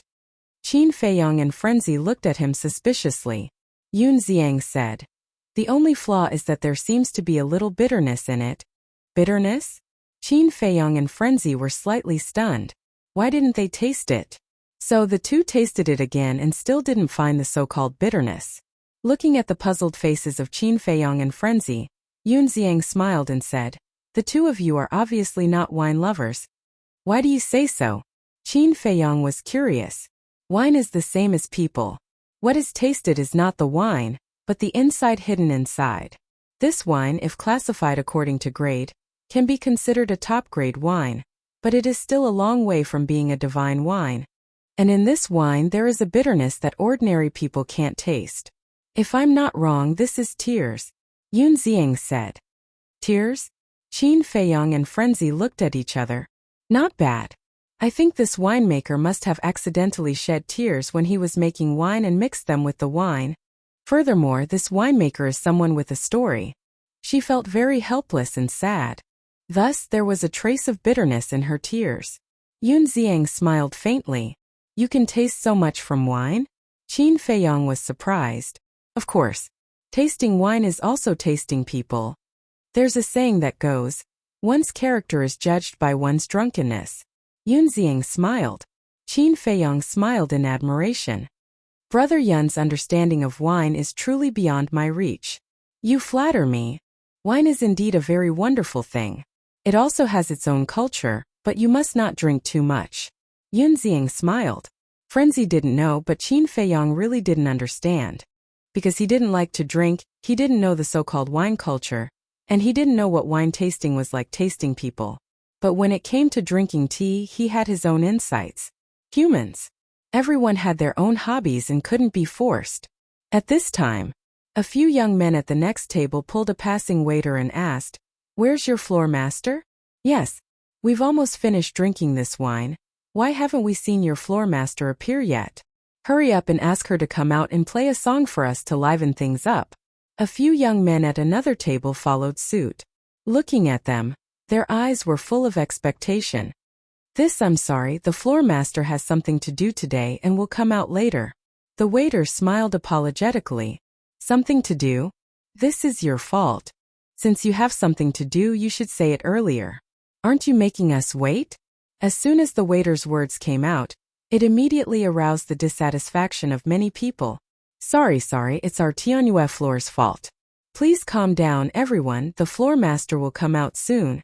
The waiter hurriedly apologized and smiled apologetically. "These people are really here for the floor master." Madman shook his head. "It's human nature to not be intoxicated by the wine but by the beauty." Yun Xiang chuckled. Qin Feiyong asked curiously, "Brother Yun, have you seen this floor master before?" "No. To be honest, this is my first time in Tianfeng City. However, according to what I know, this floor master is said to be an outstanding beauty." Yun Xiang said with a smile. "Legend?" Qin Feiyong was stunned. The reason why it's a legend is that not many people have seen her real face. Yun Xiang smiled. "That's really mysterious." Qin Feiyong smiled slightly. After all, it's very difficult for a woman to gain a foothold in a place without a background. So under certain conditions, maintaining a little mystery can make people wary. Yun Xiang said with a smile. "Makes sense." Qin Feiyong nodded. Dong! At this moment, a crisp and pleasant sound of a zither suddenly sounded, interrupting the conversation between the three. At the same time, it also broke the atmosphere of the restaurant. Everyone looked up and saw a rain of light sprinkling down from above. A graceful figure, along with the rain of light, slowly landed on the top of the hall. It was a woman. She was about 1.75 meters tall, with a tall and exquisite figure, wearing a snow-white long dress. Her black hair was like a waterfall, and under the light rain, she looked like a fairy descending to the mortal world. Her face was covered with a thin veil, and her crystal-clear facial features were faintly discernible, hazy, adding a sense of mystery. As soon as this woman appeared, Tianyue restaurant quieted down. Most of the men had a trace of amazement in their eyes. And in front of the woman, there was a white zither floating. The zither was like an ivory carving, shining with treasure light, exquisite beyond compare. The zither strings were like silk, flowing with light and vibrant colors, and the lingering sound was like the sound of nature, echoing in the restaurant for a long time. I'm sorry to have kept everyone waiting. The woman stood above and smiled apologetically to everyone. Her voice was ethereal, as smooth as a pearl, clear and pleasant to the ears. It's fine. Those who were chattering before seemed to be very magnanimous in front of this woman. In that case, like in the past, I'll play a song to liven things up. The woman smiled and sat in the void. With a wave of her jade-like hand, the zither landed in front of her, and her slender fingers began to play unhurriedly. Immediately, a pleasant sound of the zither reverberated in Tianjue restaurant. The sound of the zither was as slow as flowing water, untainted by the world, making people feel as if they were in the midst of green mountains and clear waters, and could not help but relax and calm down. Not to mention others, even Qin Feiyang and Frenzy were attracted by the sound of the zither. They were no strangers to the sound of the zither. For example, Qin Rushuang and Miss Fairy could play the zither well, but in front of this woman they seemed to be inferior. After the song ended, everyone seemed to be unsatisfied and looked at the woman expectantly. That's all for today. Next time I'll play for everyone. The woman bowed and floated away. Wait. But at this moment, a shout was heard. Everyone looked in the direction of the voice and saw a young man in purple walking out of a room on the 3rd floor. Behind the young man, there were a few young men in gorgeous clothes with extraordinary temperaments. In addition, there was an old man in black. This old man was stooped and stood beside the young man. His aura was restrained and seemed extremely deep. The woman stopped, turned to look at the young man, and said with a smile, "Young Master Wang, what can I do for you? I've admired you for a long time. Can you give me face and let me see your true appearance?" The young man in purple cupped his hands and smiled. Hearing this, the others also looked forward to it. The young man in purple pointed to everyone and said with a smile, "You've seen it, right? My request is also the wish of all the friends present." The woman scanned the crowd and shook her head. "Young Master Wang, I'm sorry. I'm ugly and I'm afraid of scaring you and everyone." "That's not right. Mrs. Beauty has long been known in Tianfeng City. How could you be an ugly person?" The young man in purple said. "It's just a rumor. Don't believe it." The woman shook her head. The young man in purple said, "I can't just listen to your side of the story.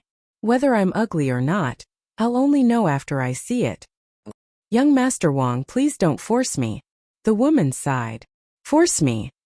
Do you think that we came to Tianjue restaurant just for this bullshit drunken immortal? Stop trying to be mysterious. Today, I must see your face and see if it's ugly or charming." When he said the word charming, young Master Wang's eyes revealed a trace of a lecherous smile. "Young Master Wang, please respect yourself." The woman said with a trace of disgust in her tone. "Respect myself? It's not like you don't know my identity. If I really wanted to target you, would you have been able to stay in Tianfeng City for so long? I'll ask you one last time. Are you going to give me face or not?" The young man's eyes flashed with a trace of coldness. The lunatic asked suspiciously, "Who is this person? He seems to be very impressive." "He's the son of the city lord of Tianfeng City. His full name is Wang Feng. He's a famous profligate son here. The men behind him are all disciples of the major families in Tianfeng City. They follow Wang Feng and seek pleasure all day long." Yun Xiang smiled faintly. "I see." The lunatic nodded in realization. Profligate son? This type of person was indeed disgusting. Relying on their family background, they did not do proper work and were arrogant and domineering. If they did not have such a family background, what were they? It was too flattering to say that they were bugs. The woman remained silent. "Brother Wang, can you do it? No matter what, you're the son of the city lord. The entire Tianfeng City belongs to your family. But now, a mere woman in a restaurant doesn't even care about you?"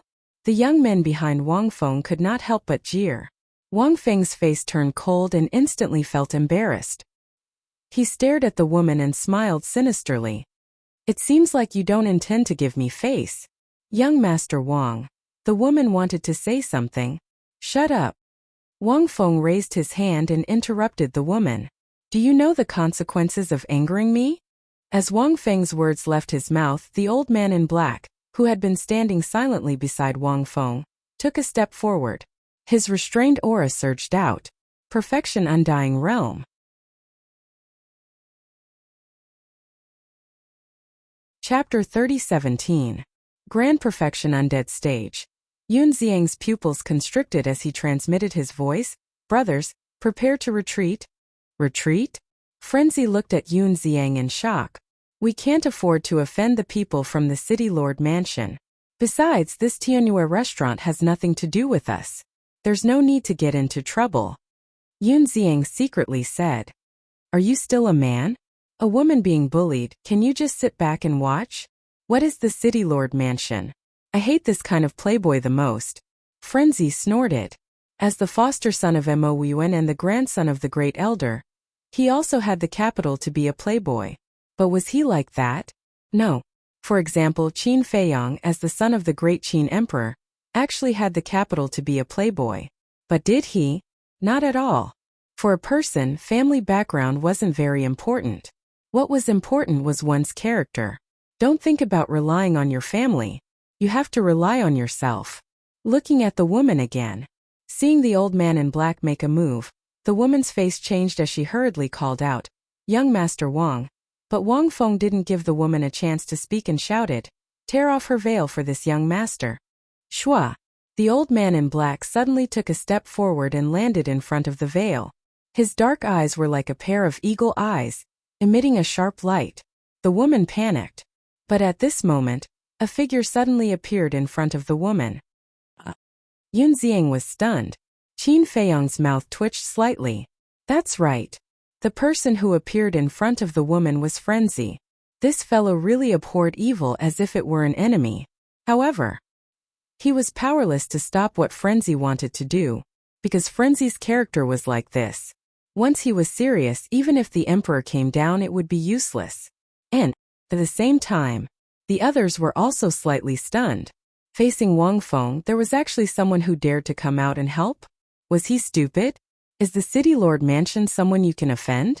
At the same time, the old man in black looked at Frenzy, who suddenly appeared, and a murderous intent flashed in his eyes as he sent a palm towards Frenzy. Frenzy's hand like an eagle's claw, directly grabbing the old man in black's wrist. The physical body and strength of a supreme being was no joke. Let's take divine artifacts as an example. Lower grade, middle grade, upper grade, extreme grade, pinnacle grade, legendary grade, and supreme grade. There were a total of 7 levels. Let's talk about cultivation. Half-step, initial, minor, great perfection, and finally perfection undying. There were only 6 minor realms. Moreover, the madman himself was undying for half a year. There was only a difference of 5 minor realms between him and the black-clothed old man. Therefore, even the black-robed old man at the perfection imperishable realm couldn't compete with madman in terms of physical strength. Immediately, the black-robed old man's arm was forcibly held in the air by the madman's terrifying strength. What? The black-clothed old man's pupils constricted. We're in public. What are you trying to do? Madman chuckled. The black-robed old man's eyes turned cold. Divine power surged out and shook off the madman's hand. He retreated to Wang Feng's side and said in a low voice, This person cannot be underestimated. Wang Feng's face was dark as he stared at the mad scientist. Brat, I love to deal with hedonistic sons like you. So if you know what's good for you, scram immediately. The mad scientist looked at Wang Feng and laughed. Courting death. Killing intent surged in Wang Feng's eyes. As the son of the city lord, who dared to speak to him like this? No one dared. This was the first time. Kill him. With a roar, the black-robed old man took another step forward. Courting death. The mad scientist's eyes flashed fiercely. The blood demon domain instantly opened and enveloped the black-robed old man. Immediately, the black-robed old man's cultivation fell all the way to the half-step imperishable realm. What? The black-robed old man's expression changed. At this moment, the mad scientist took a step forward and landed in front of the black-robed old man. He grabbed the black-robed old man's head. With a crack, as the mad scientist exerted force, The black-robed old man's head exploded like a watermelon. The divine soul also shattered. Looking at this scene, everyone in the restaurant was shocked. Not to mention this person's guts. Just his methods alone could kill a perfection imperishable realm expert. What was this?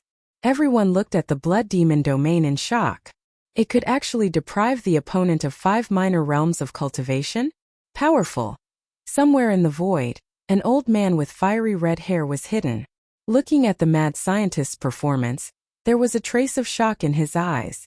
If Qin Feiyong and the mad scientist saw him, they would definitely recognize the old man at a glance. Because he was Elder Hua. The mad scientist's strength not only shocked everyone present, but even Yun Ziang was shocked. He looked at Qin Feiyong and smiled bitterly. Your friend's methods are a bit scary. Qin Feiyong smiled faintly. What was this? If this guy really attacked with his full strength, slaughtering the entire Tianfeng city would be a piece of cake. Looking at the mad scientist, he looked at Wang Feng with a mocking expression and said, Kid, are you still arrogant? Wang Feng trembled. The disciples of the large families behind him were also filled with fear. The mad scientist said with disdain, Why don't you go and ask around, which playboy dares to be arrogant in front of me? This was the truth. Just like those playboys in the northern region, who didn't see the mad scientist as if they saw the devil. When Wang Feng heard this, he was both terrified and angry. What an eyesore scram. The mad scientist waved his hand in disgust. Okay, just you wait. Wang Feng left behind a ruthless sentence and fled in a sorry state. The disciples of the large families naturally didn't dare to stay any longer and ran out in fear. What a disappointment. The mad scientist pursed his lips and with a wave of his hand, he destroyed the old man's body, not leaving a single drop of blood. Thank you, young master. The girl seemed to have recovered at this moment and hurriedly looked at the mad scientist gratefully. A small matter. The mad scientist grinned and landed in the hall, sitting next to Qin Feiyong. Qin Feiyong said, Are you satisfied? The mad scientist said indifferently, What can I be angry about? It's just that I don't like the look of it. You don't like the look of it, but it also brought us trouble. See for yourself. Qin Feiyong looked at the others in the restaurant. The mad scientist turned his head and saw everyone looking at the three of them from time to time, whispering about something. Waiter, the bill. Suddenly, a young man at the next table quickly paid the bill and left. Bill. Following closely, the people at the other tables also paid the bill and hurriedly left Heavenly Joy restaurant. Not long after, in the entire Heavenly Joy restaurant, only Qin Feiyong's group, the waiter, and the girl were left. This is all because we are afraid of getting them involved. Yun Ziang shook his head. Then you? Aren't you afraid? The mad scientist looked at Yun Ziang with a playful expression. Of course I'm afraid. But seeing how confident you two brothers are, I'm even more curious. Where's your confidence coming from? Yun Ziang smiled faintly.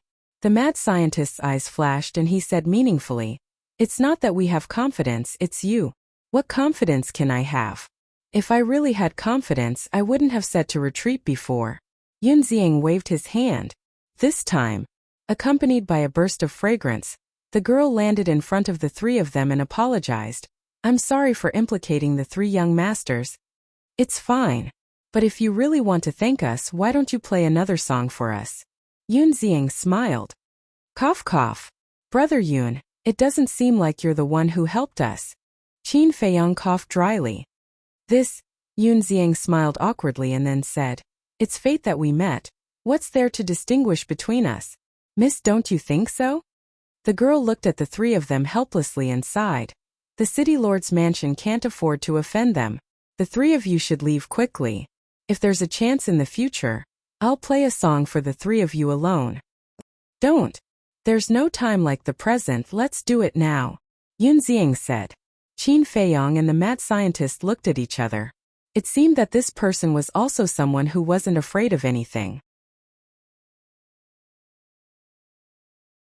Chapter 30:18. Qin Feiyong also agreed with the conversation between the two of them. Everyone had a story. The only difference was that some stories were joyous while others were sad. Suddenly, Qin Feiyong looked at the woman and said with a smile, Miss, I have a presumptuous request. Please say it. The woman smiled slightly. Qin Feiyong asked, "Can you sell me some of your wine?" The woman was stunned and asked, "How much do you need?" Qin Feiyong said with a smile, "Not much, just 100 jars. The woman was stunned. Yun Xiang also looked at Qin Feiyong speechlessly. "What's wrong?" Qin Feiyong was puzzled. "Brother, the better the wine, the harder it is to brew. Take this immortal drunken wine for example. Although it is only a superb wine, the brewing process is quite long. Otherwise, Tianyue restaurant would not sell it for a limited time. You want 100 jars at once. Even if Tianyue restaurant has ready-made ones, they can't give it to you, because they have to sell it to other customers," Yun Xiang said. "Is it so troublesome to brew wine?" Qin Feiyong was stunned. "You are a typical noob. The process of brewing wine is extremely complicated. It is undoubtedly more troublesome to brew a superb wine." Yun Xiang shook his head. Qin Feiyong looked at the woman and said with a faint smile, "Okay, take it that I said that. No. I should be grateful that the 3 young masters helped me out." The woman quickly waved her hand and then turned to look at the waiter standing at the door and said, "Go to the wine cellar and get 100 jars. "Yes." One of the waiter nodded and immediately ran into the back hall of the restaurant. "Thank you, miss. Do you want to pay with divine crystals or soul stones?" Qin Feiyong asked. "No, just take it as a thank you gift." The woman smiled slightly. "Is this okay?" Qin Feiyong was stunned. "Why not? Do you dislike it?" The woman smiled. No. Qin Feiyong waved his hand. Yun Xiang looked at Qin Feiyong suspiciously and asked, "Brother Qin, I don't think you're interested in this kind of thing. Why do you want to buy so many?" "Brother Yun, there's something you don't know. Although I personally don't like drinking, I have a companion who likes it very much. This is all prepared for him." Qin Feiyong smiled. "I see. Then your companion is really lucky to have met a friend like you." Yun Xiang chuckled. Very soon, the shop assistant walked over with a Qiankuan pouch in his hand. "Young master, please accept it." The woman took the cosmos sack and handed it to Qin Feiyong. "Thank you." Qin Feiyong checked it and sent it to the Black Tortoise world. He thought to himself, "Little Jean, this is for you." "What is it?" The 5-clawed golden dragon grabbed the Qiankuan bag suspiciously. "Won't you know if you take a look?" Qin Feiyong smiled. Hearing this, the 5-clawed golden dragon was overjoyed. He immediately took out a sigh and gulped it down. "That's not right." But suddenly, he frowned. "What's wrong?" Qin Feiyong was startled. "This is similar to the immortal wine. Is there nothing better than the immortal wine?" The 5-clawed golden dragon said, "Just be content. Tianfeng City is just a small city. It's not easy to find such a good wine." Qin Feiyong was speechless. He actually despised it. "All right, I'll make do. If there's a chance, you must get me some divine wine." The 5-clawed golden dragon chuckled. "Sure." Qin Feiyong replied helplessly. "What a drunkard." "Young Master Su, please come in." Suddenly, the voice of the shop assistant at the door sounded. "Young Master Su?" Qin Feiyong and Madman were startled. They turned their heads and saw a young man in purple walking into the restaurant with his head lowered. However, he was completely different from the high-spirited young man they met at the Demon Tower. At this moment, his whole person seemed to be dispirited. Young Master Su raised his head and looked at the hall. His eyes fell on Qin Feiyong and Madman. When they saw young Master Su's face, Qin Feiyong and Madman were stunned. Young Master Su's whole face was bruised and swollen. "What happened to you?" Qin Feiyong was suspicious. Young Master Su walked to Qin Feiyong and Madman's side, lowered his head and said, "I'm sorry, I really can't find so many soul stones." "Soul stones?" Yun Xiang and the woman looked at the 3 of them suspiciously. "It's okay. I didn't plan to ask you for it." Qin Feiyong waved his hand. "I know. I just went to the Demon Tower. The Tower Master said that you just wanted to teach me a lesson. So I specially came to thank you." Young Master Su looked at the 2 of them and said, "How did you know we were here?" Madman was suspicious. "Now the entire Wind City knows that you killed the people of the City Lord Mansion here. What's so strange about me knowing?" Young Master Su said sullenly. "The news spread really fast." Qin Feiyong shook his head and said with a smile, "Since you're here, Then sit down and talk. What the hell happened to you? It's all because of my father. It wasn't easy for me to muster up the courage to go back and ask him for the soul stones. In the end, he called me a wastrel and directly punched and kicked me. If I didn't beg for mercy, I would have been beaten to death by him. Yes, it's my fault. But I'm his flesh and blood after all. Is there a need to treat me like this?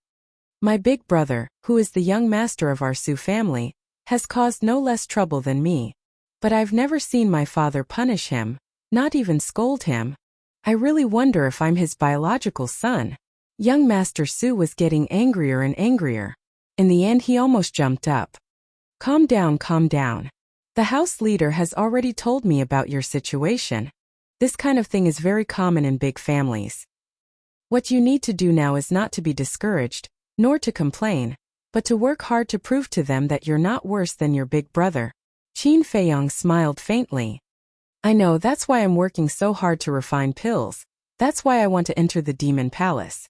But now, I don't know if I can enter the demon palace with my little ability. Young Master Sioux shook his head and sighed. Where there's a will, there's a way. Qin Feiyong smiled. Unfilial son, get out here. But at this moment, an angry roar sounded outside. Sover, why is he here? Young Master Su's face suddenly changed. Who is it? Qin Feiyong was puzzled. The woman said, the Su family's patriarch, his father. What is he doing here? Is he looking for trouble with us? Madman frowned. Obviously not. He should have known that young Master Su came to find you. He was afraid that this would anger the City Lord Mansion and the Su family, so he came to find young Master Su. The woman said. So timid, and the patriarch of the family, what a joke. Madman's eyes were full of contempt. The woman couldn't help but smile bitterly. Who in Tianfeng City wasn't afraid of the City Lord Mansion? Not to mention Tianfeng City, other cities were the same. In a city, excluding the people from the Demon Palace, the City Lord Mansion was the biggest. Get out here, didn't you hear? The Su family's patriarch's angry voice sounded outside again. Young Master Su's neck shrank, looking at Qin Feiyong and Madman. He bowed and said, thank you again. After saying that, he turned around and ran out in a panic. On the street outside, because of the death of the old man in black, there were already many people around. Now, because of the arrival of the Su family's patriarch, even more people ran over to watch. In front of the crowd, there was a middle-aged man wearing a black robe. His whole person was like a furious lion. Beside him, there were a few guards. That's right. The middle-aged man in black was the Su family's patriarch. Father, young Master Su walked out of the restaurant, lowered his head, and walked in front of the Su family's patriarch with a face full of fear. Unfilial son. The middle-aged man in black raised his hand and slapped young Master Su's face. Slap. Young Master Su flew out on the spot and rolled on the ground in a sorry state.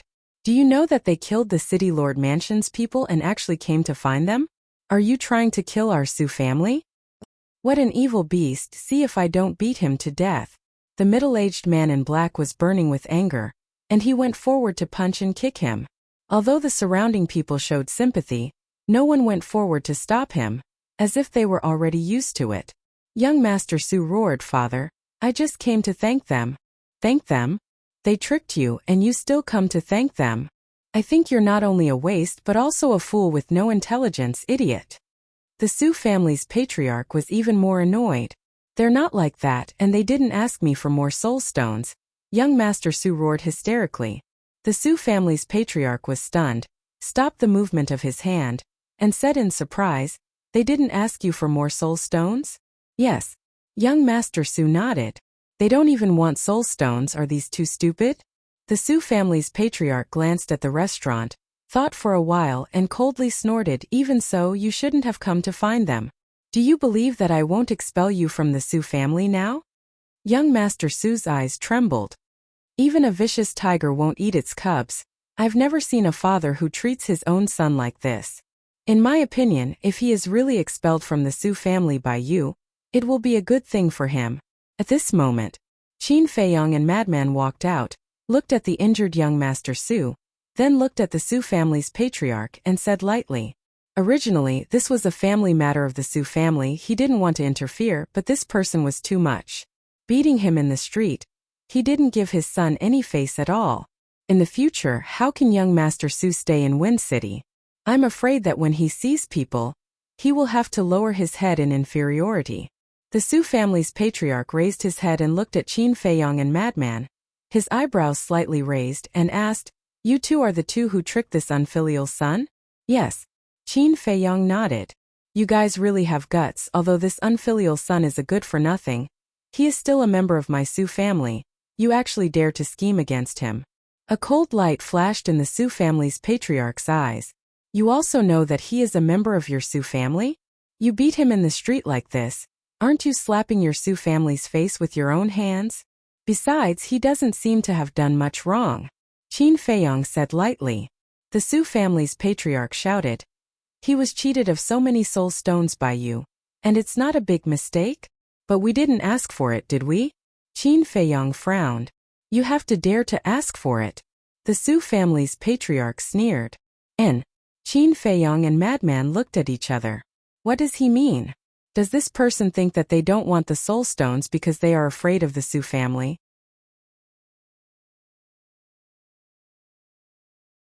Chapter 30:19. What's the big deal? It's all in the past. What's there to argue about? Let's all take a step back and stop pursuing this matter. Seeing that Qin Feiyong and Madman's expressions were getting gloomier and gloomier, Yun Xiang and the woman quickly came out to smooth things over. They even dared to kill people from the city lord's mansion, let alone a mere patriarch of the Su family. They were worried that Qin Feiyong and Madman would kill again. But the patriarch of the Su family didn't appreciate it. Not only did he not appreciate it, but he also looked at the two contemptuously and said, "Are you qualified to speak? It's really a filthy place. There are all kinds of monsters here." The woman immediately raised her eyebrows and looked at the patriarch of the Su family. "Patriarch of the Su family, you have to make it clear. My Tianhua building doesn't rob or steal. We do business seriously. How is it a filthy place? Doing business in a proper way? If you're serious, why do you wear a veil all day? Do you think everyone doesn't know that you're doing this just to pretend to be mysterious and attract the attention of men? This way, more people will come to your Tianhua building. May I ask, a woman like you, saying that you're serious, don't you think it's ridiculous?" The patriarch of the Su family had a look of ridicule. The woman's gaze immediately darkened. Tianhua restaurant had always been doing business in a serious manner. They had never done anything immoral. At this moment he actually said this to her. This was an insult to her personality. "Interesting," Madman suddenly grinned. Yun Xiang and the woman looked at each other and fell silent. They didn't want to persuade him anymore. Because people like the patriarch of the Su family weren't worth their saliva. Madman looked at the patriarch of the Su family and laughed. "We don't dare to take your Su family's soul stone. I'm too lazy to talk nonsense with trash like you." The patriarch of the Su family snorted and looked at young Master Su. "Get out of here right now." Young Master Su's eyes trembled. He quickly got up and turned to leave. Qin Feiyong and Madman ignored young Master Su and kept their eyes on the patriarch of the Su family. The patriarch of the Su family glanced at the two disdainfully and was about to leave. But at this moment, "Don't rush. I haven't said anything yet." The madman spoke, his eyes filled with mockery. The Su family's patriarch's gaze turned cold. He turned to look at Madman and said, "Brat, don't act recklessly." As soon as he finished speaking, he turned around and left. His disdainful attitude was as if he was looking at an ant. "You're courting death, all right. Let's see how your Su family will kill me today. I'm telling you, give me 100 billion soul stones in 1 hour. Otherwise, I'll flatten your Su family." The madman's eyes flashed with killing intent. "What? 100 billion soul stones?" A commotion broke out among the crowd. Even if the Su family was a big family in Tianfeng City, it was impossible for them to take out so many spirit stones at once. 100 billion. This was simply the rhythm of destroying the Su family. The Su family's patriarch suddenly froze and stopped in his tracks. His face suddenly turned gloomy to the extreme. Young Master Su also turned to look at Madman in shock. Madman glanced at young Master Su and said, "This has nothing to do with you." Young Master Su smiled bitterly. That was right. Indeed, it had nothing to do with him now. But his father wouldn't think this way. The Su family's clansmen wouldn't think this way either. They would only think that this was the trouble he brought to the Su family. Remember, 100 billion, not a single one less. Madman looked at the Su family's patriarch and laughed. Swish. The Su family's patriarch suddenly turned around and stared at Madman. Do you know the strength of my Su family? Do you know that I have a child in the demon palace? So what? Madman chuckled. You're courting death. The Su family's patriarch laughed sinisterly. Is that so? Then I'm looking forward to how you'll die.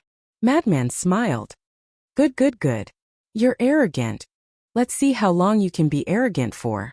Soul stones. You bastards don't even think about it. If you have the guts, come to the Su family and see if you can raise my Su family to the ground. The Su family's patriarch sneered and walked to young Master Su without looking back. He directly kicked him. Bastard, why aren't you leaving? He was completely using young Master Su as a punching bag. Swish. It was also at this moment. A figure suddenly descended from the sky. It was a middle-aged man in black armor. He was serious and dignified. It's the commander of the City Lord Mansion. I heard that his strength is the strongest in the entire City Lord Mansion, except for the City Lord. Everyone's pupils shrank as they whispered. When the Su family's patriarch saw the appearance of the middle-aged man in black armor, a trace of gloating appeared in his eyes. Qin Feiyong and Madman also looked up, but there was a trace of disdain in their eyes. The strongest existence? But he was only at the Great Perfection Undead stage. I thought that the City Lord would come personally, but I didn't expect that he would only send a small character like you. What? Is he looking down on me and not even interested in making a move? Madman snickered. The middle-aged man in black armor's eyes suddenly turned cold. When the surrounding people heard this, they all looked at Madman in disbelief. They never thought that this person would dare to be so arrogant in front of the City Lord Mansion's commander. He didn't put the City Lord Mansion in his eyes at all. If you want to apologize, then let your City Lord come personally. You can't replace him. Madman shook his head, then turned to look at Qin Feiyong and said with a smile, why don't we continue drinking? Qin Feiyong nodded and smiled. The two immediately turned around and walked towards the entrance of Tianyue restaurant. Apologize? Everyone was stunned. What did he mean by that? Did he think that the City Lord Mansion's commander was here to apologize to them? Was there something wrong with his brain? They killed someone from the City Lord Mansion and asked the City Lord to personally apologize to them? They were convinced, they were really convinced. What kind of people were they? Shouldn't there be a limit to their arrogance? By the way, Madman suddenly turned to look at the Su family's patriarch and grinned. Don't take my words as a joke. After saying that, he laughed and turned to enter Tianyue restaurant without looking back. The Su family's patriarch clenched his hands and rushed to the middle-aged man in black armor. He said angrily, Commander, look, is there any law? The middle-aged man in black armor's face was extremely gloomy. First time. This was really the first time that someone dared to look down on the City Lord Mansion like this. Boom! A monstrous aura suddenly erupted. When the Su family's patriarch saw this, he silently retreated to the side with a sneer in his eyes. Follow me to the City Lord Mansion immediately. The middle-aged man in black armor stared at Tianyue restaurant and shouted coldly. However, there was no response. You're courting death. The middle-aged man in black armor roared and a wisp of divine power emerged and blasted towards Tianyue restaurant below like lightning. Boom! With a loud bang, Tianyue restaurant suddenly collapsed. Qin Feiyong and the others, as well as a group of people, ran out with their faces covered in dirt. Commander, why are you doing this? The woman glared at the middle-aged man in black armor. All of this happened because of you, so you can't escape the blame. Follow me to the City Lord Mansion. The middle-aged man in black armor looked at the woman and said gloomily, Who do you think you are? How dare you act like a tyrant in front of me? Madman stepped into the sky and exuded a monstrous aura like a demon god descending to the world. The middle-aged man in black armor also surged with killing intent and shouted, City Lord, Please take action and kill these arrogant people. What? The city lord is also here. Where is he? Everyone looked at the sky in surprise.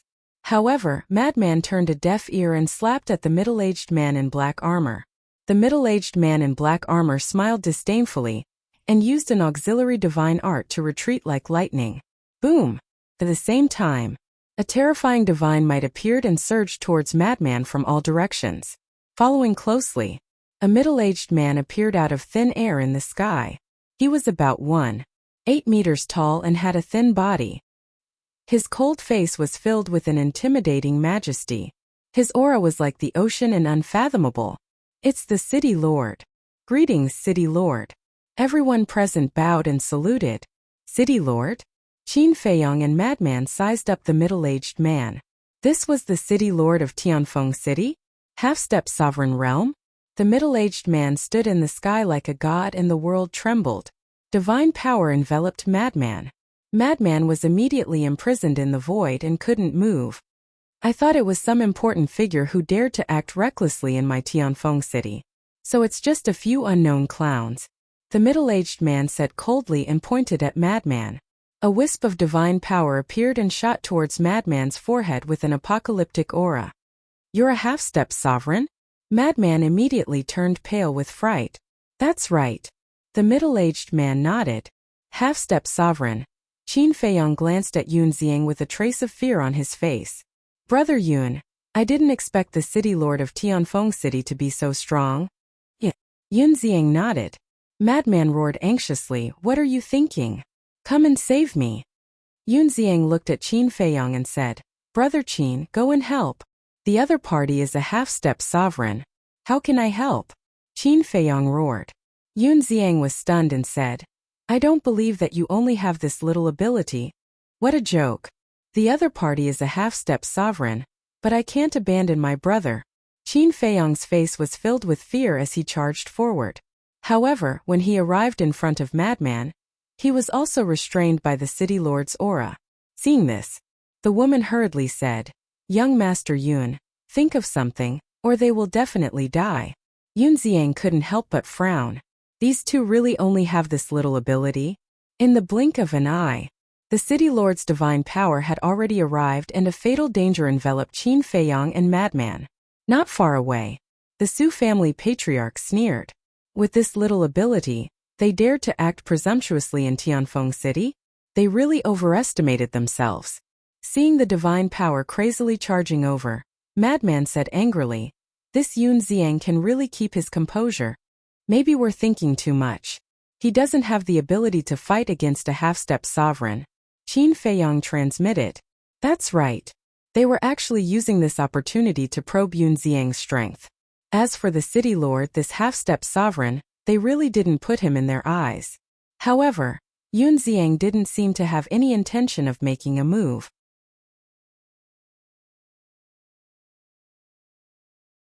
Chapter 30-20.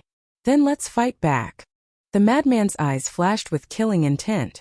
Qin Feiyong responded and was about to summon the Sunset Divine Bow and other heaven-defying divine artifacts. Boom! But at this moment, a terrifying aura suddenly erupted from below. Following closely, a figure appeared in front of Qin Feiyong and the madman.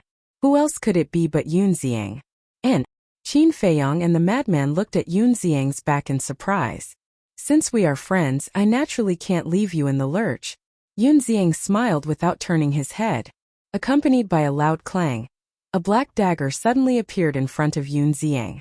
Immediately, a monstrous sharp aura swept out in all directions, directly shattering the pressure that shrouded this space. Qin Feiyong and the madman felt their bodies lighten as they looked at the black dagger in surprise.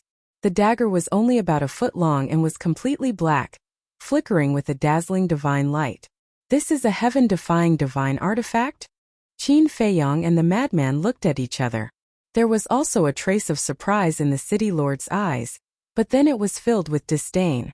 But at the same time, Yun Xiang grabbed Qin Feiyong and the madman and rushed to the woman's side like lightning. Then he wrapped the woman up and opened a space-time crack, disappearing without a trace. What? Space-time law. The city lord looked at the space-time crack in shock. He never thought that there would be someone among these people who had comprehended the space-time law. Not to mention the city lord. Even Qin Feiyang and the madman were shocked. Forget about the heaven-defying divine artifact. He actually grasped such a terrifying power of law. This Yun Ziang was really unfathomable. The middle-aged man in black armor flew to the city lord's side and frowned. Sir, are we just going to let them run away like this? He grasped the space-time law. What can I do? The city lord glared at him angrily. The middle-aged man's pupils shrank. However, because it was too sudden this time, I didn't know that he had grasped the laws of space-time. The next time we meet them, we'll be prepared. And they won't have this chance. The city lord sneered and turned to leave. Outside the city, somewhere in the mountains, a space crack appeared, and 4 figures walked out one after another. It was Qin Feiyang and the other 3. Where is this? Qin Feiyang and madman looked down suspiciously. Outside the city. Yun Ziang smiled. Hearing this, Qin Feiyang and Li Wuyo breathed a sigh of relief. Then they turned to look at the space crack that was healing. There was also a hint of surprise in the woman's eyes. What's wrong with you guys? Yun Ziang looked at the 3 of them suspiciously. Qin Feiyang smiled bitterly and said, Brother Yun, you really hid deeply. Hiding his strength? Yun Ziang shook his head with a smile and said, Isn't it just the laws of space-time? It's no big deal. Qin Feiyang was stunned and said speechlessly, As far as I know, in the entire Sky Cloud realm, there aren't many who have comprehended the laws of space-time. Is that so? Yun Ziang was taken aback and said with a smile, I haven't learned about this, but I've only comprehended the first profound ability of the laws of space-time. That's also very powerful. Qin Feiyang said. The first profound ability of the laws of space-time was space-time teleportation. Old Qin, there's a problem that I don't understand. Madman suddenly said. What problem? Qin Feiyang looked at him suspiciously. Isn't it said that as long as someone completely comprehended a law and stepped into the half-step ruler realm, they would be able to bestow a divine artifact with the power of space-time? And a divine artifact bestowed with the power of space-time is a heaven-defying divine artifact. Logically speaking, this city lord is a half-step ruler, so he should have as many heaven-defying divine artifacts as there are hairs on an ox. But why didn't that commander or that black-clothed old man I killed have a heaven-defying divine artifact? Madman frowned. This problem. Qin Feiyang looked at Yun Ziang. Although there was some relevant information in Luo Tianshan's memories, Luo Tianshan was just a small figure after all. What he knew was only hearsay, so he couldn't take it too seriously. Moreover, he didn't read Luo Tianshan's complete memories at that time, so he only had a rough understanding of the basic situation of the Sky Cloud realm. Why are you looking at me? Yun Ziang put away the black dagger and said suspiciously. Qin Feiyang said with a smile, We're waiting for you to explain it to us. Many people know about this, but you don't. I'm curious, are you people of the Sky Cloud realm? Yun Ziang was suspicious. Qin Feiyang and madman's hearts trembled. Qin Feiyang said with a half-joking smile, Then Brother Yun, just treat us as if we're not from the Sky Cloud realm. Yun Ziang was stunned and asked curiously, Then where are you from? Did you jump out of a stone? You're the one who jumped out of a stone. Madman rolled his eyes. Haha, Yun Ziang laughed and said, It's not that simple to bestow divine artifact with the power of law. What do you mean? Madman was curious. Yun Ziang said, It's not enough to just comprehend one type of law. It also requires a very strong cultivation. How strong? Madman was suspicious. Yun Ziang said, Great perfection sovereign realm. What? Madman was shocked. If comprehending one type of law can bestow divine artifact with the power of law, then wouldn't the heaven-defying divine artifact be worthless? So, it's not that simple. The power of law and the cultivation of great perfection sovereign realm, these two conditions are indispensable. Yun Ziang smiled. I see. Madman muttered and turned to Qin Feiyang and smiled bitterly. It seems that we were just guessing before. Qin Feiyang shook his head and smiled. Luo Tianshan's memories also said so. Indeed. In the past, there wasn't even a half-step sovereign in the ancient realm. For example, divine artifacts like the Sunset Divine Bow were only heaven-defying divine artifacts. They probably didn't know much about sovereign realm experts. Therefore, they could only imagine everything that had happened. They thought that after comprehending one type of law, they could bestow the power of law to a divine artifact and let it evolve into a heaven-defying divine artifact.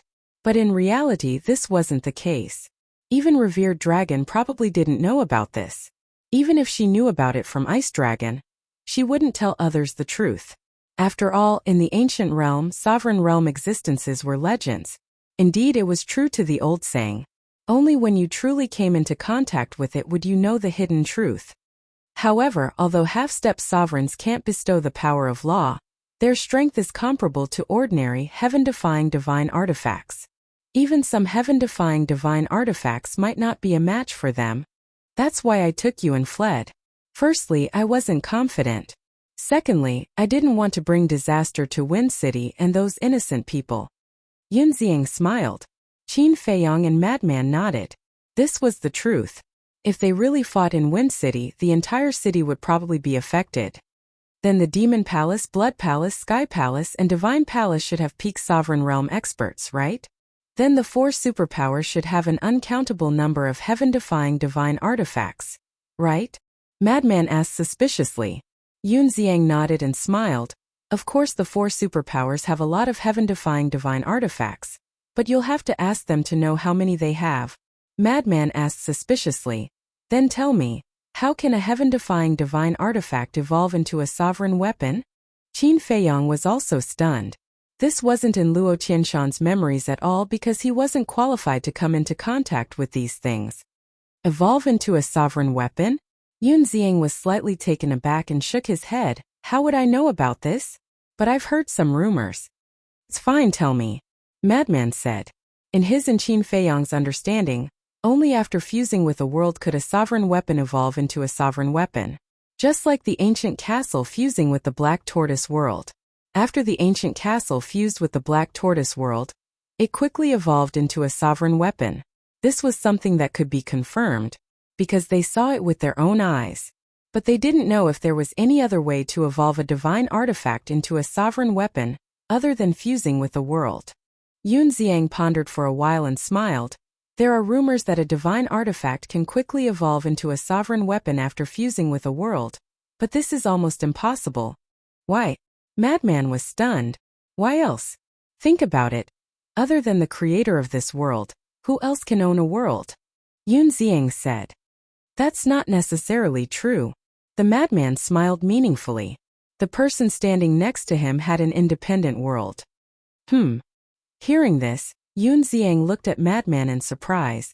What I want to say is that there are too many unbelievable things in this world. Nothing can be absolute.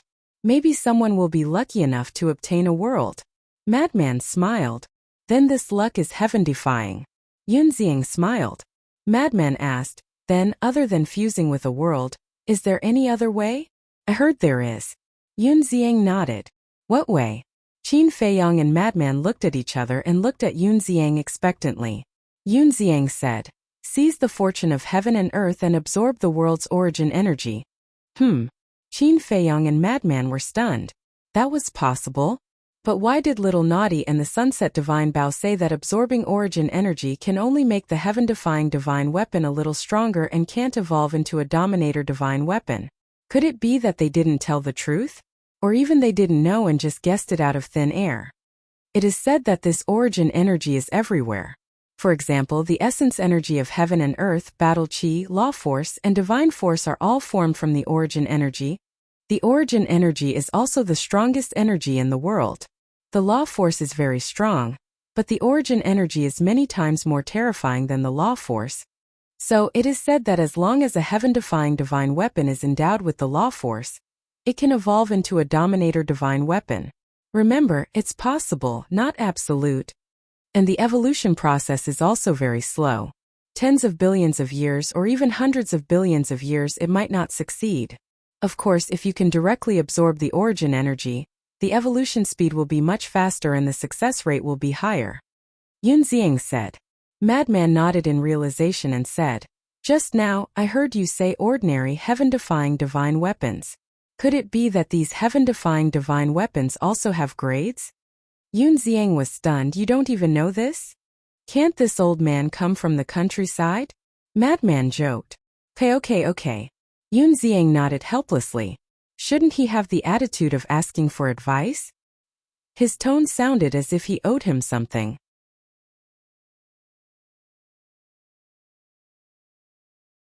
Chapter 30:21. Don't mind him. This senior brother of mine is like that. If he's polite to you, he won't treat you as a friend. Qin Feiyong smiled. Yun Ziang shook his head and smiled. There are indeed grades for heaven-defying divine artifacts. They are elementary, intermediate, advanced, pinnacle, legendary, and supreme. There are 6 more grades. Madman was surprised. The difference is the cultivation level. Elementary heaven-defying divine artifacts correspond to half-step dominators. Intermediate heaven-defying divine artifacts correspond to beginner dominators. Advanced heaven-defying divine artifacts correspond to beginner dominators. Pinnacle heaven-defying divine artifacts correspond to great mastery dominators. The legendary and paragon rank heaven-defying divine artifacts correspond to the paragon and paragon sovereign realm. As for dominator divine artifacts, although they have the word dominators, they have already surpassed dominators. In the entire Skycloud realm, they can be counted on one hand. Each of them has the ability to destroy heaven and earth. Yun Ziang smiled. Madman heard this and transmitted his voice to Qin Feiyong. Then wouldn't the Sunset Divine Bow and other heaven-defying divine artifacts have already evolved into advanced heaven-defying divine artifacts? Qin Feiyong nodded and glanced at Yun Ziang from the corner of his eyes. He sent a voice transmission to Madman. Do you think this person said these things based on hearsay, or is it true? What do you mean? Madman was suspicious. If it's hearsay, then it's nothing. But if what he said is true, then his identity isn't simple. After all, this information is basically secret. Without a certain identity and status, it's impossible to come in contact with it. Qin Feiyong secretly said. Makes sense. Madman secretly responded and then said, but looking at his appearance, it doesn't seem like he's deliberately approaching us. That's why I can't see through him. Just in case, it's better to take precautions in the future. Qin Feiyong warned. We'll part ways with them later. What's there to be afraid of? Madman had a completely indifferent attitude. However, this was indeed the case. As long as they went their separate ways, Yun Ziang would not have a chance even if he had a purpose. Qin Feiyong's eyes flashed as he looked at Yun Ziang and said, Brother Yun, I have another question that I would like to consult you about. Yun Ziang pointed at Qin Feiyong and looked at Madman. Brother Madman, do you see that? This is the attitude of asking for advice. Madman ignored him. Yun Ziang shook his head and smiled bitterly. He looked at Qin Feiyong and said, Tell me. Qin Feiyong asked, if the heaven-defying divine artifact needs to be imbued with the power of law, then what about the heaven-defying divine art? Oh, this. Yun Ziang pondered for a moment and said, I've heard of it before. It seems to be the fusion of the power of laws. Fusion? Qin Feiyong was taken aback. Yes, divine weapons are bestowed, while divine arts are fused. There is a qualitative difference between these two. In other words, the heaven-defying divine art is to fuse the power of law into the moves of the divine art. In this regard, there is no cultivation limit. As long as you completely comprehend a kind of power of law, it will be fine. But it's not that simple. This requires an astonishing comprehension ability. And of course, it will also take a long time. But there is another possibility. If you are lucky and accidentally enter a state of epiphany, then you will immediately be able to master it. Moreover, the heaven-defying divine art is also divided into ranks, just like the heaven-defying divine artifact. Yun Ziang said. Is that so? Qin Feiyong suddenly understood, and an imperceptible crystal light flashed in his eyes. Although Yun Ziang repeatedly mentioned that it was only hearsay, when he said it, his tone was very confident. This meant that most of what Yun Ziang said was true. In this way, Yun Ziang's identity was naturally not simple. All right then. Let's part here. The madman looked at Yun Ziang and the woman and said. Yun Ziang and the woman were stunned. Why are you looking at me like that? The madman looked at the two in confusion. Brother Madman, we have gone through thick and thin together. Are you going to abandon us just like that? Yun Ziang looked at the madman with a bitter expression. The madman's mouth twitched and he asked, "Then what do you mean by this? Let's not talk about anything else, but at least we have to help this lady solve her problem." Yun Xiang pointed at the woman beside him. "I'm fine. I've already caused you a lot of trouble, and I'm sorry to trouble you again. At most I'll leave Tianfeng City and go to another city to make a living." The woman quickly waved her hand and smiled. Although the Tianfeng City Lord lives in a remote corner, as a half-step sovereign realm expert, he definitely has friends in other cities. "If he finds out, will he let you go?" Yun Xiang said. "This?" The woman hesitated. Yun Xiang smiled. "So this matter has to be solved from the root." The madman said. "Then we can only kill the Tianfeng City Lord." "That's right." Yun Xiang nodded. "We can't do that." The madman hurriedly shook his head. "You haven't even tried, how do you know you can't do it?" Yun Xiang was speechless. "Is there a need to try? The Tianfeng City Lord is a half-step sovereign. Even someone like you who has a heaven-defying divine artifact doesn't have the confidence to kill him, let alone us."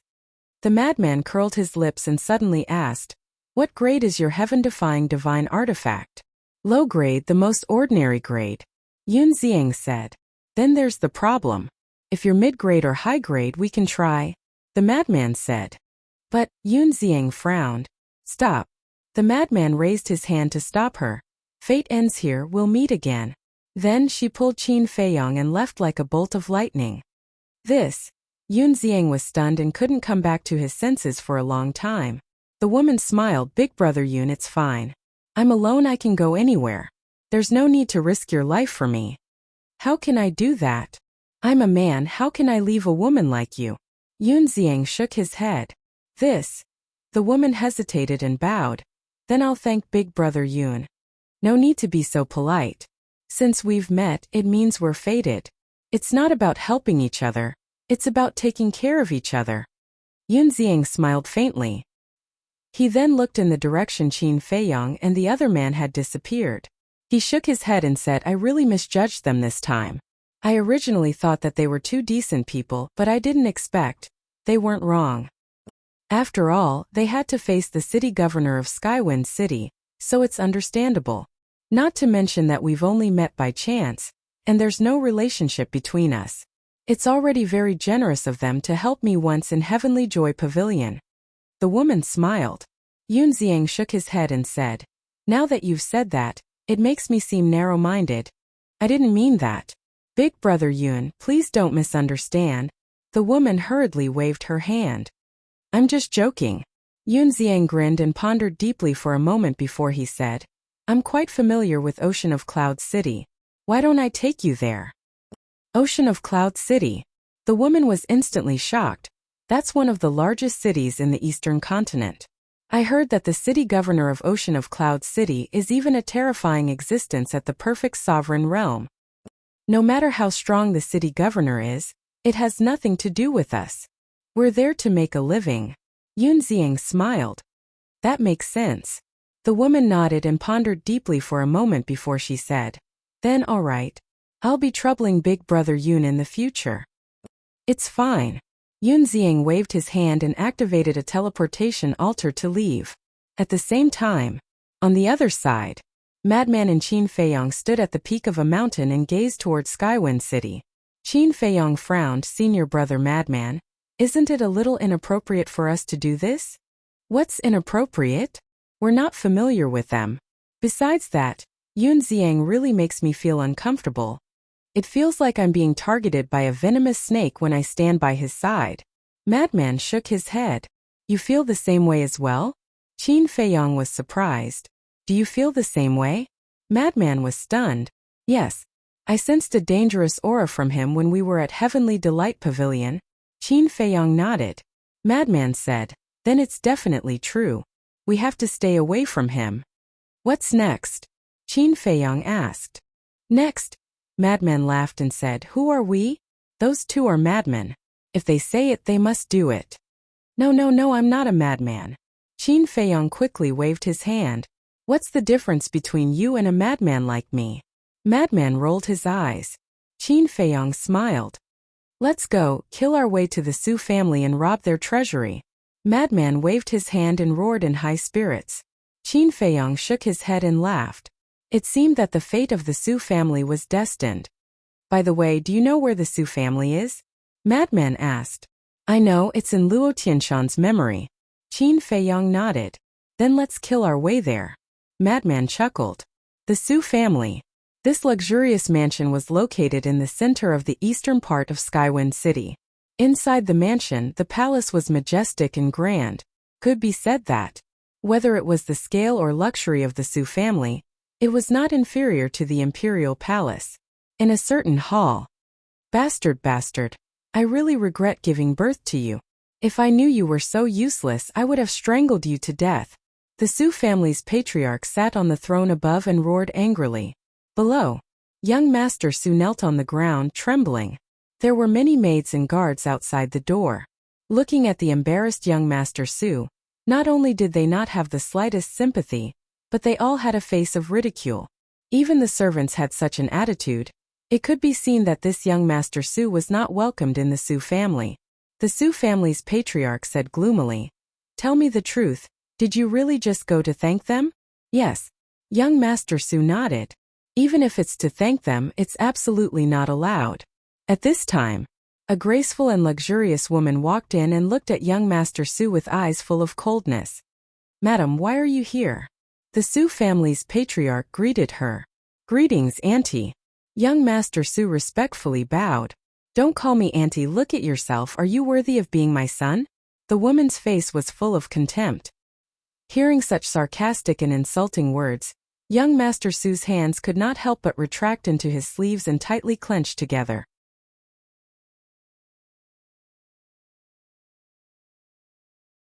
Chapter 30-22. What's wrong? Looking at you, you seem to be very dissatisfied with me? The woman looked at young Master Su coldly. I don't dare. Young Master Su quickly lowered his head. Useless thing. The woman snorted coldly and looked at the Su family head. Husband, although the other party didn't come to us for the soul stone this time, of course, they didn't dare to come to us for it. But this matter has seriously affected our Su family's reputation. Hearing this, young Master Su's eyes immediately sank. Based on his understanding of this woman, she would definitely take the opportunity to make things difficult for him. And this time she might even kill him. Madam, what do you mean? The Su family head looked at the woman suspiciously. Expel him from the Su family. Only by severing ties with him, the City Lord Mansion won't make things difficult for us in the future. The woman said. What? Young Master Su's eyes trembled. This woman is too vicious. He quickly looked at the Su family head. Hearing this, the Su family head also looked at young Master Su with a trace of hesitation in his eyes. Young Master Su shouted, Father, I'm not adopted. I'm your biological son. Shut up.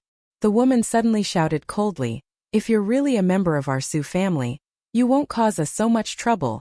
And I'm even thinking, speaking of this, the woman's eyes were filled with coldness.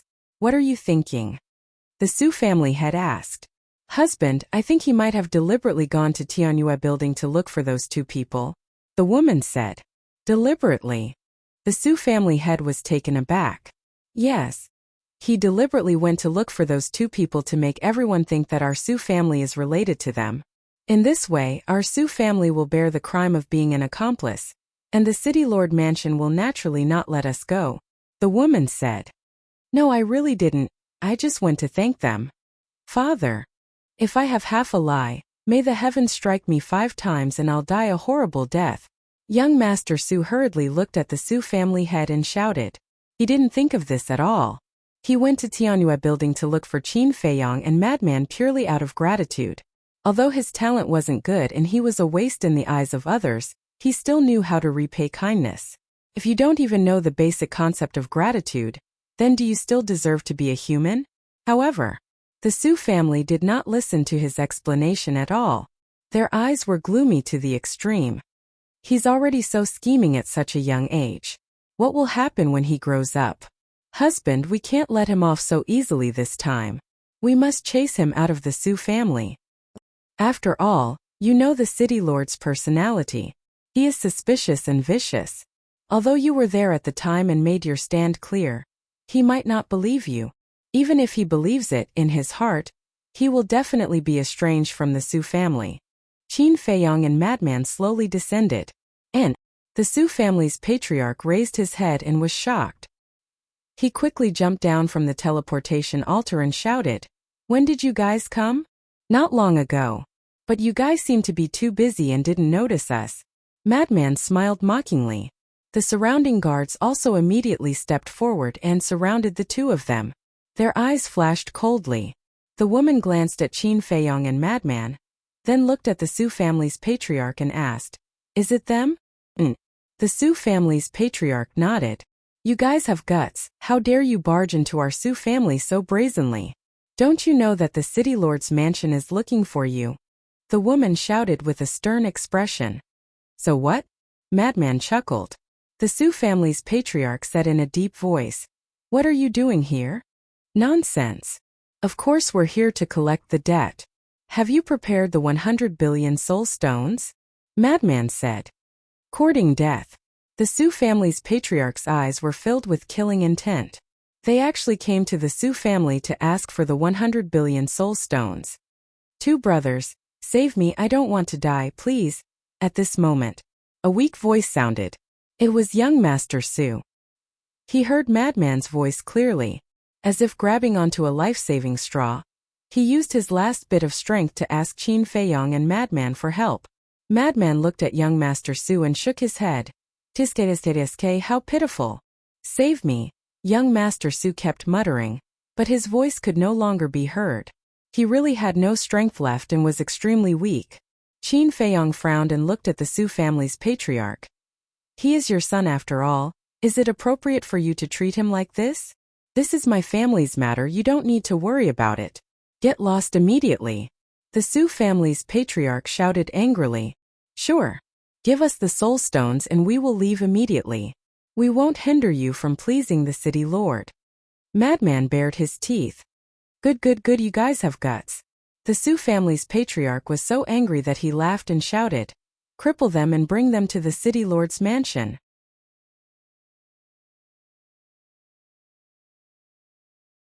Chapter 30-23.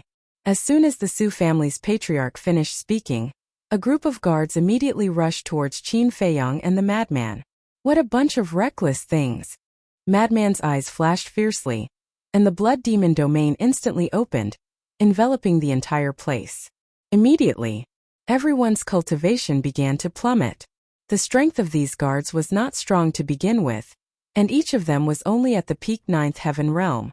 The Su family's patriarch's strength was quite strong, at the minor undead realm, but under the blood demon domain, his cultivation directly plummeted to the 9th heaven realm.